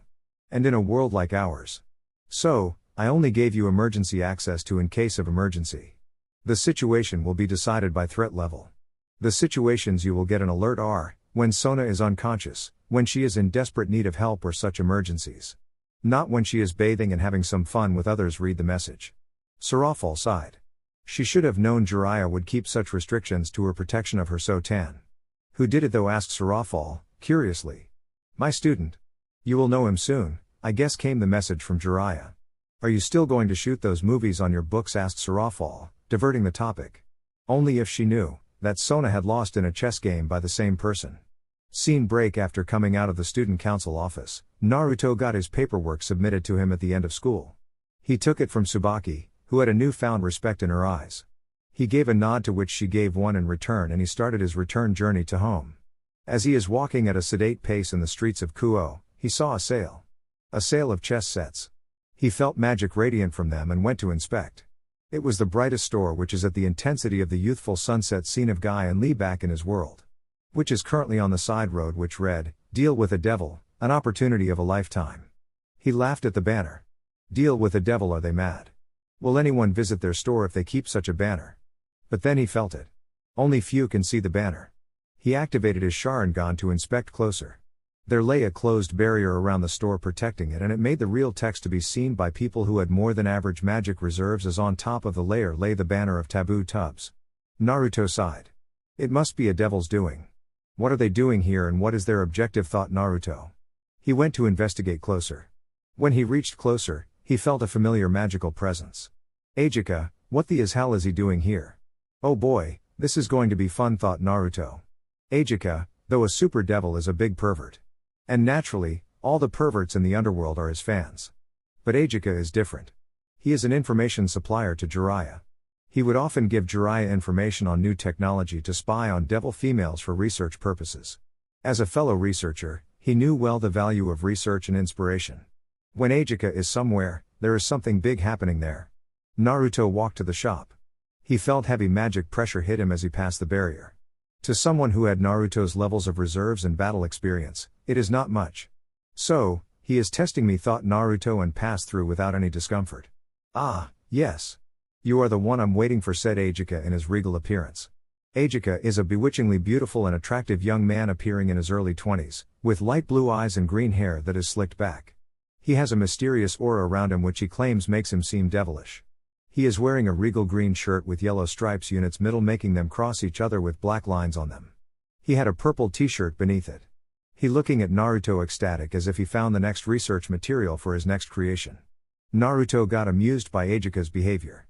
For someone who had spent time with a man, he knew well what that expression meant. He is at least high-low class to low-mid class in magic. That's good, thought Ajika about the blonde teen in front of him. So, what is all this about? Asked Naruto calmly. Ajika was taken aback. Why is he talking as if everything is alright and we know each other? Do we? Did I meet him? Started thinking Ajika. Before he could devolve into a universe-bending theory of their meeting, Naruto cleared his throat. Sir, I asked, what is all this about? Said Naruto loudly, disrupting Ajika's inner ramblings. Ah, yes. Can I guess you have the knowledge of supernatural? Yes. That is why I came here. Good. Now, do you know about all the mythological beings and factions like the biblical factions, Shinto faction etc.? He asked and Naruto nodded. Tell me about your opinion about devils, asked Ajika, curiously. Devils. I know that devils from the stories are wrong and have evolved to some extent. As for my opinion, I think I'm neutral, said Naruto. Oh, this is going to be interesting, thought Naruto. Very well, I'm going to explain to you about devils and evil pieces, said Ajika clasping his hands. Naruto had a hungry glee in his eyes. Evil pieces, I thought they are going to give it to Jiraiya. Why is he here talking about them? To me, thought Naruto, and heard everything Ajika said, as this is a new subject to him as well. He took everything like a fish to water. He understood about all the 3 types of sets and the current one they are experimenting on. Now Naruto had a clear picture of what was going on. So, do you agree to accept one of these sets I have prepared? Asked Ajika. Naruto thought about. According to what Ajika explained, this is the set they are going to give to Jiraiya and they are trying to make sure that there are no defaults in the set. If I accept, then I'll get the same set 2 times if this set sync with me. Well, double the pieces, double the fun, thought Naruto and to Ajika. Of course, Ajika didn't say a word about Jiraiya. He just explained about the experiment they are doing, but Naruto knew things. What is in it for me if I accept? Asked Naruto, with a calculating look in his eyes. Oh, are you trying to get something in return, huh? Asked Ajika, curiously. What if I am? What are gonna do? Do you think anyone is going to come to you like me and believe what you say and with my level of magic reserve? Said Naruto, condescendingly. Yes, they would. I think you don't know about my devil's charm, said Ajika, amused. Then I'm going to use my own charm on them to persuade otherwise, said Naruto confidently. Getting cocky, okay. What if I agree with you? What do you want? What can you offer? Money, territory in underworld, women etc. How about this town? According to what you said, if the set accepts me, I'm going to be a high-class human devil. Then, I can have my peerage and will be given some property in underworld. How about in addition to that, you give me some here? He said with a smirk. Ajika's eyebrows furrowed. If I give him a part of this territory, Sir Zex and Sarafal are going to kill me. But I need the results ASAP, and much to his dismay, a magic circle came around his ear and he talked into it. Seems like the council is adamant on getting it done ASAP. Sighing, he decided his course of action. I can answer Search and Sarafal later or dump the blame of council, he thought, facing the young man in front of him. Alright, I'll give a part of the territory in the town. But we are going to make a deal about it later. If you agree and succeed in this experiment, you are going to get a part in this territory, but you must go through with it first, as I have to test your health, your condition and magic for some time. Is that understood? Asked Ajika, extending his hand for a handshake, which is going to imply their agreement. Of course, said Naruto, extending his hand. They had a firm shake and Ajika felt the power coursing through the human. He is certainly strong, thought Ajika. With a nod, he took a chess set from behind and took the king piece in it. You should channel your magic and drop a drop of your blood on it, said Ajika, gesturing to the king piece. Naruto did as told. There was bright flash of light which sent tingles through Ajika's skin and a dark feeling of drowning he felt simultaneously when the magic is channeled and blood drop hit the piece. The piece color changed from a white normal piece to orangish black cracked piece. Such power! It immediately took the traits of the old generation piece. What is this human hiding from me, and the sensation I felt? It is certainly holy light magic. His magic reserve shot to the level of ultimate class devil for a second. There is more to what he is telling me. What is going on, thought Ajika. Ajika is a kind of person who wants to be in the know in everything. But, in the case of this human, he couldn't decipher him. He is hiding everything well, and he is hiding something big. For a newly incarnated devil human to suddenly have the power of ultimate class devil, where in the case prior it is just low mid-class at best, is unheard. Maybe it is a side effect of the set, thought Ajika. Why should the blame solely lay on the human? Why not the set he didn't know much about? I think I should do more research into the set. After all this is over, I am going to look into the set more carefully. I don't know what else he has gained now, thought Ajika. Man, Ajika. This is awesome. I feel so strong. Seems like I'm holding fine, said Naruto. Yes, seems like it. But I need to keep track of your health and magic from time to time. So keep this on you, say, a month. It would be enough for me to know all the readings. Is that understood, he said pointedly. And as for your territory, I'll discuss on that matter when all is done after the month. Is that okay? Yes. I'll do it. I'm going to hold to the promise you made. See you later, said Naruto, not waiting for Ajika's dismissal. He just went through the barrier as if nothing and went on his way. Ajika felt normal. He is very much accustomed to the respect and bowing of people, that when he treated like a normal person, it felt different. I feel normal, thought Ajika, the word a tasting new to his lips. After a moment of loosing in his thoughts, Ajika went back to work. Scene break. What are you doing, Naruto? Asked Kurama in confusion. All the actions of his partner are very unpredictable even to him, after spending a century living in Naruto. I am having fun, thought Naruto to his partner. How so? Asked the confused fox. Come on, Kurama, Azazel wants me here in case of an attack on the two devil heiresses, and with my tendencies to cause trouble, I'll be found in their territory without their knowledge. Though they can't do anything to me, they have their siblings for it. I just don't want to bring another war to this world as well, said Naruto in a matter-of-fact tone. I get it. If you become a human devil, and use Ajika to gain some territory in Kuo, you can happily enjoy here and keep an eye of those two little bats. Isn't it right? Exactly. Instead of going in a direct route, I'm going an indirect one. Then what will you do when Jiraiya also gets his evil pieces set? Asked Kurama in curiosity. Oh, they will get Jiraiya, alright, said Naruto with a perverted grin, just like Jiraiya's. This is going to be amusing. Okay, I'm going to sleep. Wake me up when something happens, he said, and slept. Naruto nodded and went to his house. Unknown to him, a certain black-haired devil is waiting for him in front of his house.